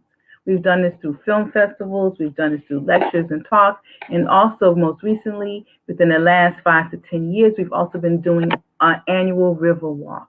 Although in 2020, due to the pandemic, we weren't able to do an annual river walk. But we gathered together, we walk down to the Anacostia River, we go through a ritual ceremony in which we cleanse ourselves of the dross, the muck and the mire of what we have been going through for that previous year. We also offer, we construct altars to help us to center ourselves. So this is a prayer that, I'm a member of the Baha'i faith, and this is a prayer that Baha'u'llah has talked about in terms of detachment. How do we dispel this grief? And I just want to share a couple of lines in the paragraph with you, the second paragraph. Thou beholdest, O my Lord, the things which have befallen me in thy days. I entreat thee by him who is the dayspring of thy names and the dawning place of thine attributes, to ordain for me what will enable me to serve thee and extol thy virtues. And again, we're talking about redeeming on our debts and satisfying our needs and putting our affairs in order. This is one way in which we can connect with each other, is through prayer and meditation. Next slide. Also, we have to embrace hope. Did you know, according to Louis Mumford, that man or humanity can live 30 days without food, 3 days without water, 3 minutes without air, but cannot live 3 seconds without hope? So as an African people, as you see in this image here, we're always looking for the future. So we give birth to projects, we give birth to new opportunities, we give birth to new employment, we give birth to children, because we know that things are going to get better by and by. So how might we in the African-centered community support each other during these times? Number one, find a need and fill it. Listen more than speaking, so that we can learn how we can provide support. We can create or join a safe space, such as a prayer gathering, support groups, etc., providing counsel based on our acquired knowledge, skills, abilities, aptitudes, and abilities to serve. And when we don't have the skill set to provide the service, to our friends and family members, then we need to be able to refer them to community-based resources that are listed towards the end of this presentation so that we can make sure that our family and friends get the help that they need. So we want to deal with those feelings of situational grief. When you lose a job, for example, and I'll use that as a pivot, we may withdraw from our family and friends. And that has a negative impact on our household because we may lose the feeling of pleasure from those things that we enjoy. And then that leads to increased anxiety and irritability, loss of energy, sleeping too much or too little, eating too much or too little, taking in too little water, which leads to dehydration, feeling hopeless, decreased physical activity, and also looking for potentially, and this is arising a lot, permanent solutions to temporary problems, as in a preoccupation with death as a means to escape, excuse me. So, how do we help each other when we're dealing with death of something, right? We hold on to each other. We want to avoid becoming isolated. We want to reach out to our network of friends and families. We want to look out for trusted individuals in the communities and volunteer to focus on someone else's needs beyond ourselves. We must stay connected to community. We must help our children stay connected to community. We must help each other stay connected to community. Next. So other ways of becoming and staying motivated include, next slide, cultivating those healthy habits of eating, rest, and exercise. Next slide. Nutrition. So studies have shown that as we eat more fruits and vegetables and eliminate meat from our diet and move towards a plant-based nutritional standpoint, we may become less depressed, right? Although a lot of people seem to think that fruits and vegetables are expensive, we can start a container garden. There are resources in the community such as Hungry Harvest, which claims fruits and vegetables that are rejected by the supermarket system, and you can purchase a box of vegetables, and then they deliver that to your house, and it also eliminates food waste, and it also helps us save money. Next slide. And then there's rest and relaxation. We need to sleep. When we get sufficient sleep, it helps us to learn. It helps us with our memory and mood. It works at the cellular and the molecular level, which also supports weight management. When we don't get enough sleep or insufficient rest, then we also succumb to or continue dealing with those chronic illnesses which negatively impact our community, including diabetes, hypertension, heart disease, and a shortened lifespan. Also, we may become involved in collisions or car accidents that have the effects of drunk driving and also leads to obesity. Next slide. And then when it comes to exercise, now you know, we love to dance and drum and run and walk and all other types of ways of getting physical, lifting weights or whatever works for you. Find a form of exercise that works for you because number one, it provides a positive and energized life outlook. It reduces stress, releases endorphins, wards off anxiety and depression, boosts our self-esteem, and also helps us improve sleep. Once again, I want to thank you on behalf of Adasi, the African Diaspora Ancestral Commemoration Institute, as we encompass these 400 years, for being with us this evening. And feel free to reach out to me with any questions or concerns. I can be reached at 443-840-9204 or through Adasi at adasi3@gmail.com. Thank you.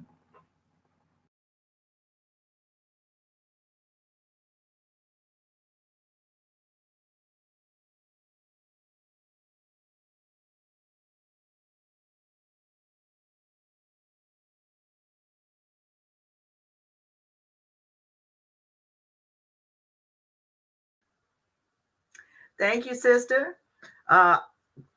Thank you for offering us some practical ways of being able to deal with our trauma. And hopefully through all the workshops that we have done today and the presentations, you do see the practicality of the things that we can do to be able to intervene for ourselves. Remember, Mama Ayo said, First is love of the Creator. Second is love of ourselves. And in many instances, we don't love ourselves enough. And so loving ourselves means that we will take care of ourselves in the many ways that Sister Carla has presented for us. We also now are preparing to look at education and education as a healing process. We are very fortunate and honored to have with us one of our babies, one of our young sisters who we look at just as an Adasi child, but she's a grown woman with a grown child, and she is an extremely active person in the community. Sister Atia Lacey and her daughter, who are going to present to us their experiences in terms of dealing with education and how education can also help us to be able to release some of our trauma, to address some of our issues, and help us make some informed decisions about our lives so that we also are always in a healing mode. So, Atia. Everyone, I am Sister Atia. I am the founder and creator of Hood Smart, the Urban Stimulus Project, a program that was created to highlight the brilliance of our students who are excelling in science, technology, engineering, and math. I also serve as an assistant principal in a high needs middle school, and I am also a proud member of the Conqueror West African Dance Company. And this beautiful young lady here is my daughter, and she's going to introduce herself. Hi, I am Leah Lacey. I'm a senior at Benjamin Banneker Academic High School, an aspiring medical doctor, and I'm also the CEO of IEMA's Help Desk, a technology company that assists Black-owned startup businesses and elders. I'm also a member of Conqueror West African Dance Company. Thank you, Miss Nia. Today, we are going to have an open conversation around how Nia's African-centered educational experience was carefully crafted with the intent to heal decades of trauma passed down through the European-centered educational system that continues to fail our students. So to give this conversation some context, as I said, I do currently serve as a middle school assistant principal in a public school system. However, when Nia was 3 years old, my husband and I made a very conscious decision to enroll Nia in an African independent school. So we enrolled her in Nation House, which is the second oldest African independent school in the country. I believe that it's extremely important that we as African people control the early images and messages that our babies are introduced to. Our children are constantly bombarded with anti-African images and messages around their aptitude and their value before they can even walk and talk. This is one of the main reasons I created Hood Smart, to counter all of the negative images that our students are introduced to from a very early age. So it is important that we counter this onslaught of negative images and messages about our heritage and culture, and we do that, of course, through how we're educating our students. And so this is how we begin the healing process, in my opinion, of the historical traumas that have been passed down through education. So now I'm going to bring Nia into the conversation. Nia, can you please speak to your experience attending an African independent school from the age of 3 to 13? What were some of your unique experiences? And as you reflect, of course, tell us how your experiences healing as an African American young woman played out as far as attending an African independent school. I know that was a lot, but you can handle it. Okay, thank you. So from kindergarten to 8th grade, I attended an African independent school, which is Nation House. At Nation House, within all of our classwork and activities, our teachers made sure to integrate positive images of African people.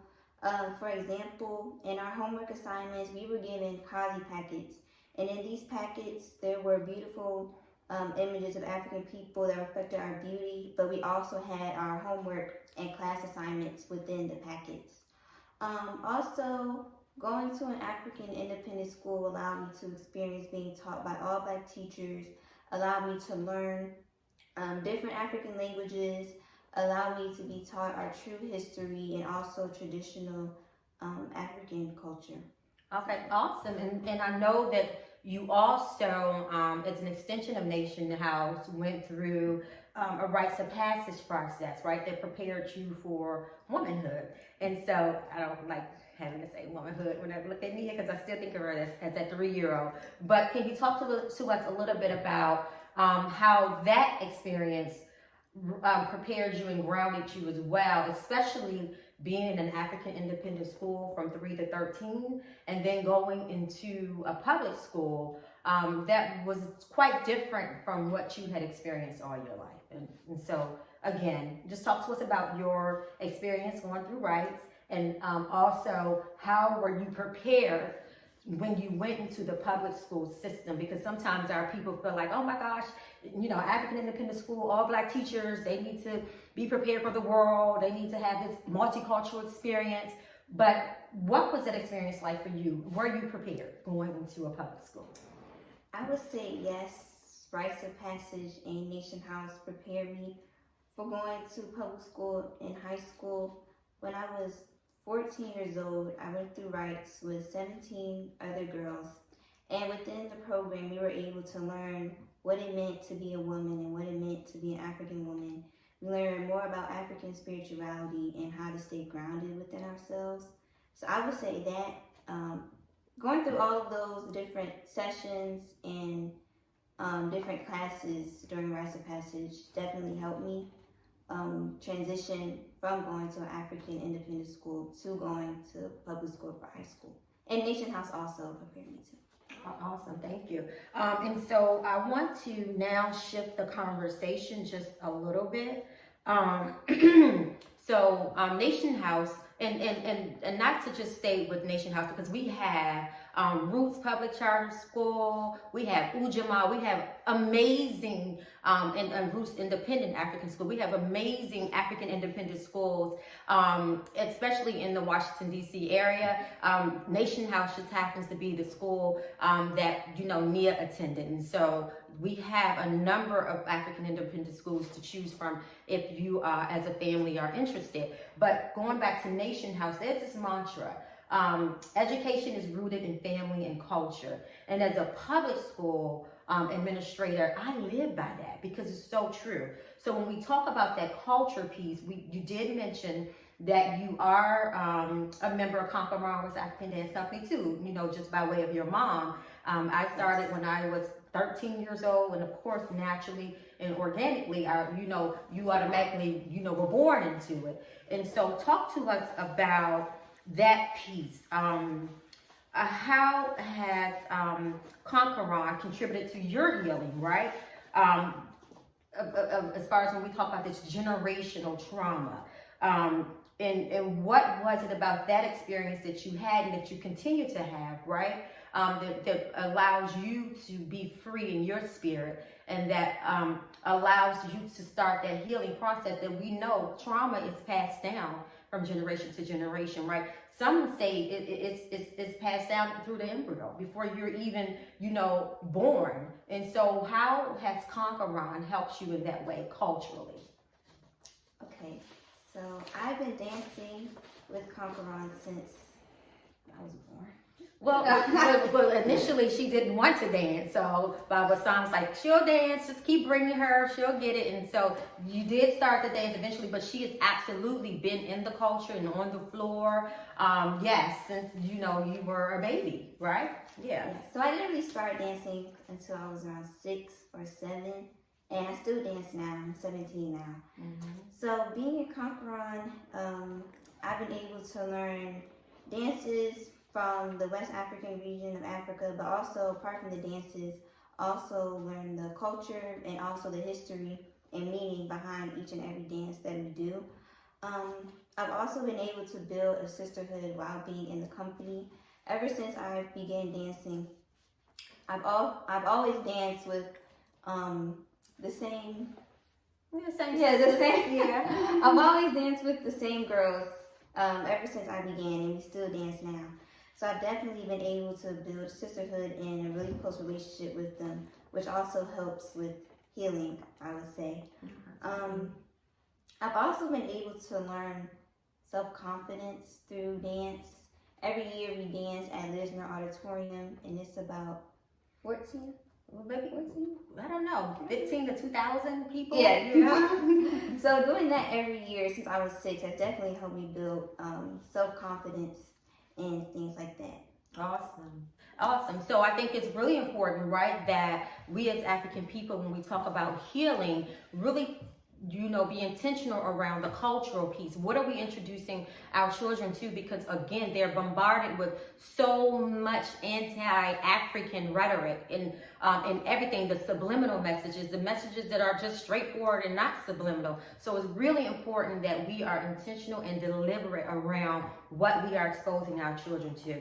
And so I would like to also take this opportunity to share that Nia, again, we know she experienced an African independent school. Nia has maintained a minimum 4.0 her entire academic career. That is as a high school student as of now. I'm going to take this mommy moment. She's been accepted into over 30 colleges. She has been awarded multiple scholarships. And that's just a testament to when we are really clear about our Africanness and we really ground our children in who they are, and we make sure that they're clear about what it means to be an African young man, an African young woman.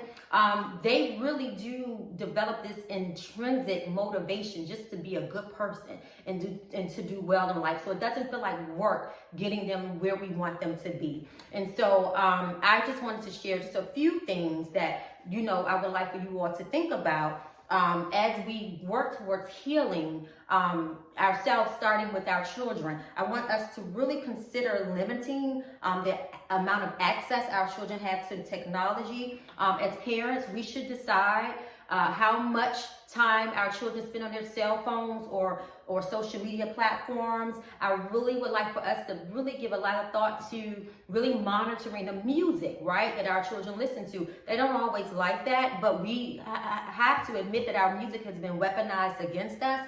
And so those messages that are anti-African, anti-Black, anti-African women, they play over and over and over in our children's spirit, and then they begin to manifest themselves, or they begin to take these thoughts on, right, as culture. This is not our culture. It is not our culture. It's manufactured. Be deliberate around when is the appropriate time for you to purchase a cell phone for your child. Nia did not get a cell phone until she went to high school. That wasn't fun, right, Nia? However, it was necessary because that is the only way that we can truly monitor what is going on in that virtual world, right? And so, again, put up African images throughout your house that reflect our beauty, because we have to, again, counter those negative thoughts and negative images and messages. And really consider an African independent school. And if that is not a choice for you, because I know that, African people throughout the diaspora are tuning in, then be very deliberate around finding some type of cultural activities for your child, some type of study group where your child can really get the learning that they need to internalize around who they are as African people. So we have come to the end of our presentation. Thank you so much, Adasi, for allowing us to share your platform, to share our family's journey around healing. Families, let's commit to continuing our healing process and starting with our children. Ashe. Thank you.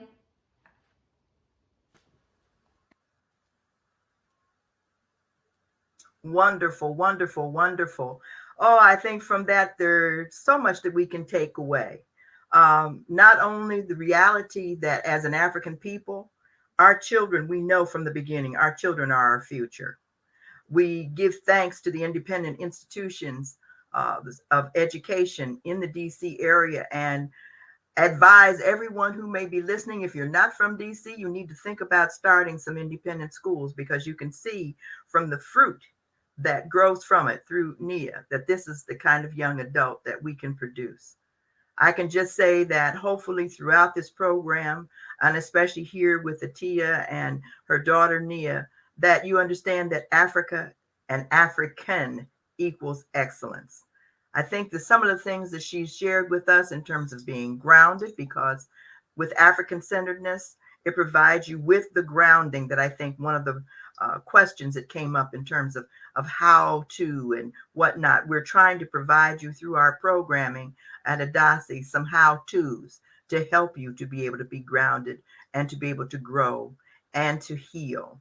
I think that our cultural awareness, and as Mama Atia had said, keeping all these wonderful things around us that represent who we are. They give us the positive energy that we need to address the traumas that we are confronted with each and every day.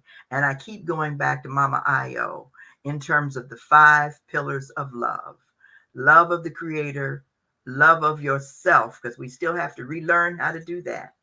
Love of our families, love of our community, and love of our race. And as an African people, we begin with the drum and the rhythm of the drum, which matches the rhythm of our heartbeat. And as we are going through our healing, the drum heals us, and so does our music. And so next, I introduce to you Sister Free Benjamin, who is a music therapist. And through her music, and also through the poetry of our beloved Adasi sister, Aza Nzenga, we present to you another healing modality. Aza and Free. After they have finished. Good day, family. Let's dedicate this session to all those souls who really need to feel love right now, who really need to feel the love. And as far as I'm concerned, that's all souls. Because love heals.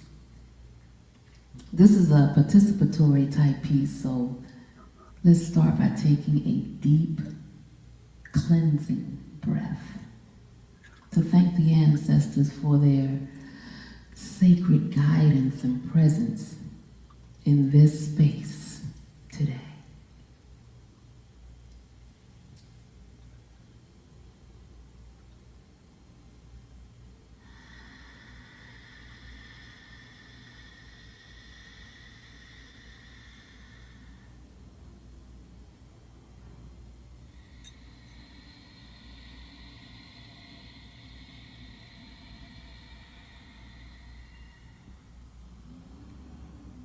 Ashe. Please feel free to join in whenever your heart desires.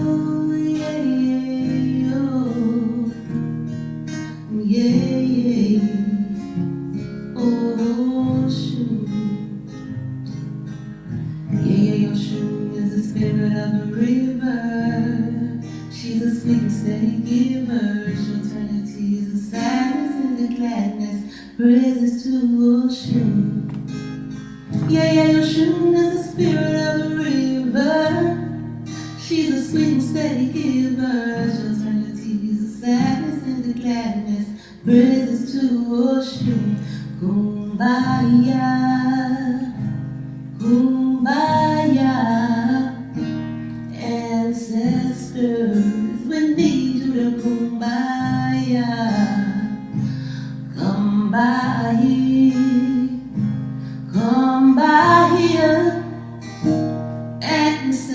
soldiers come by. Yeah, yeah,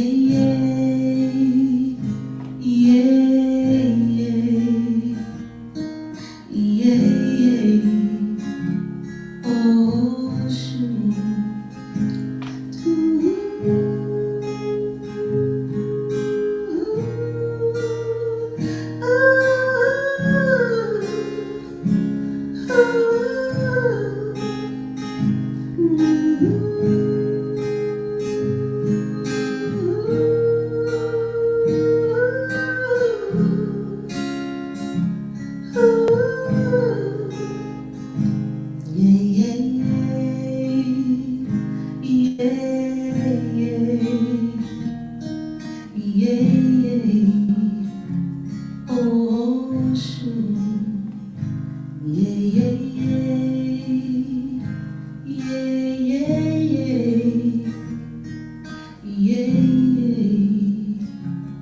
Oh, shoot.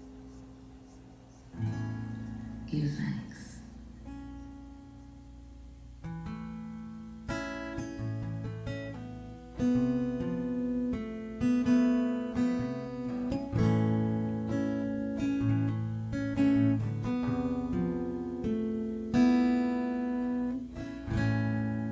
There's a whole lot going on right now.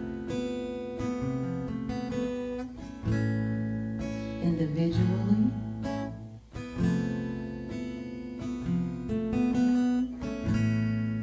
in our families,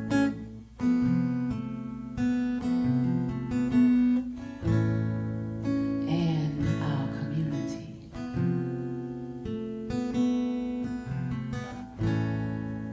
We've got to start loving on each other.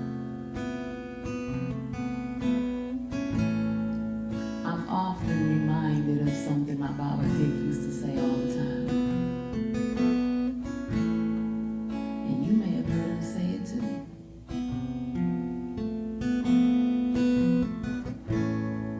He'd say, be loving and lovable.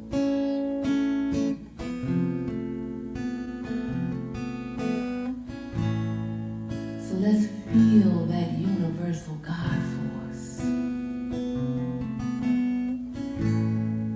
Sending love's frequency in, through, and around us right now.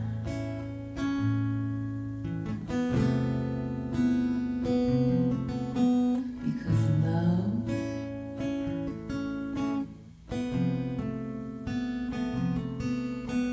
it heals.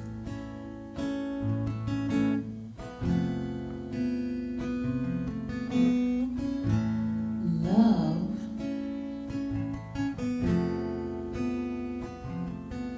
it heals.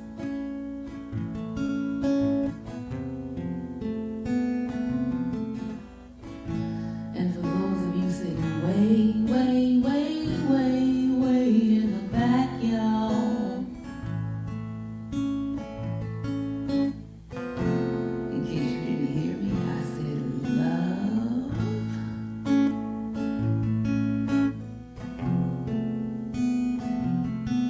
It heals.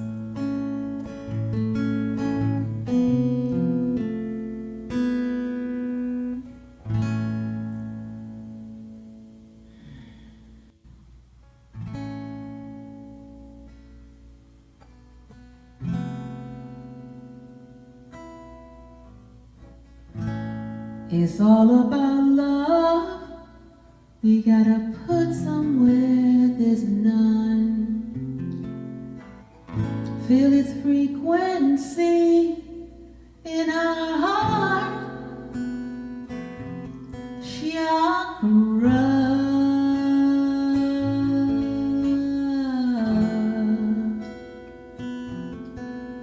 'Cause love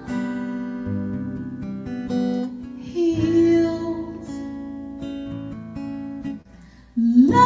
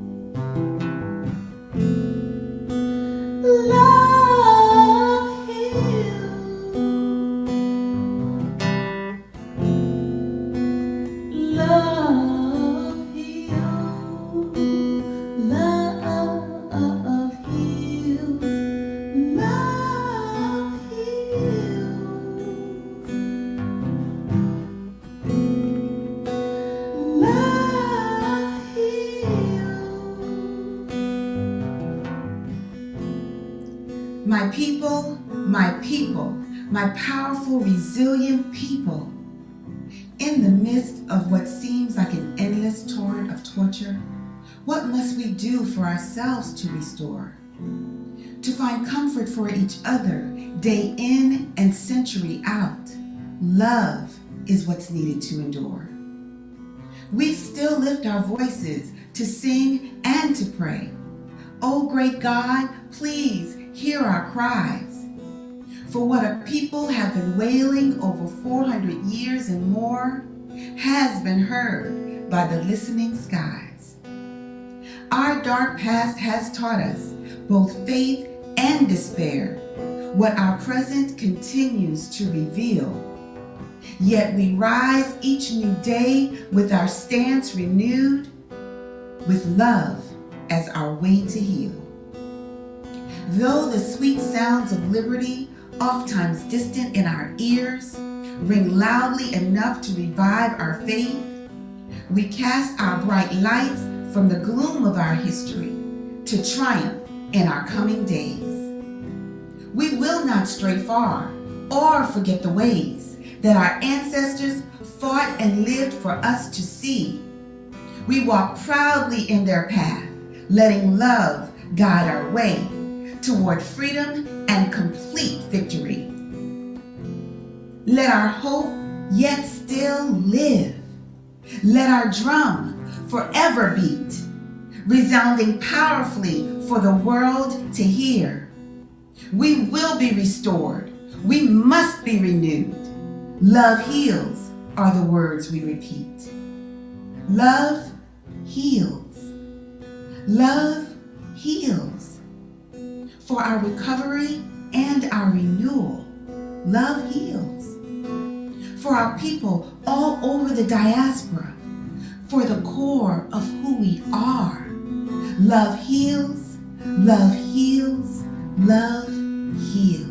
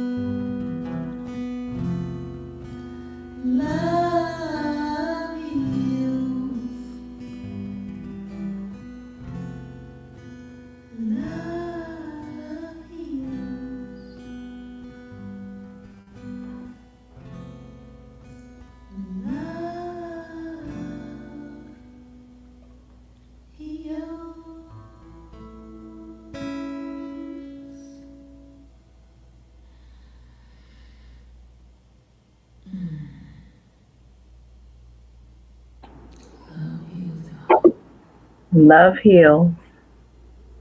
Thank you, family, for being with us this evening.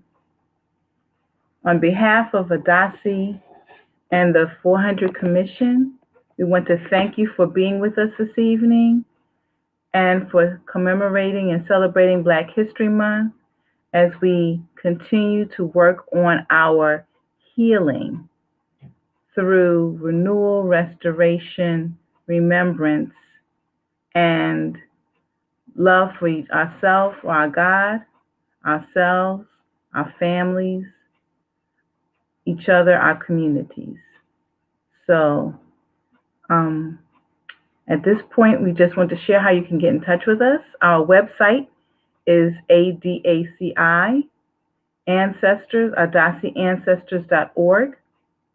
400 Years of African American History Commission is www.400yaahc.gov. And our email address is adasi3@gmail.com. So thank you so much. And I would like to close out with a brief send-off. Mother, Father, Creator, God, ancestors, as we prepare to return to our homes, or as we are in our homes and have to deal with the normalcy that has become the normalcy that we'll deal with, let us take with us the spirit that has been offered this evening and channel it into ways of knowing and healing. All these things we ask in the name of our Creator, Ashe, and Amen, and Amen.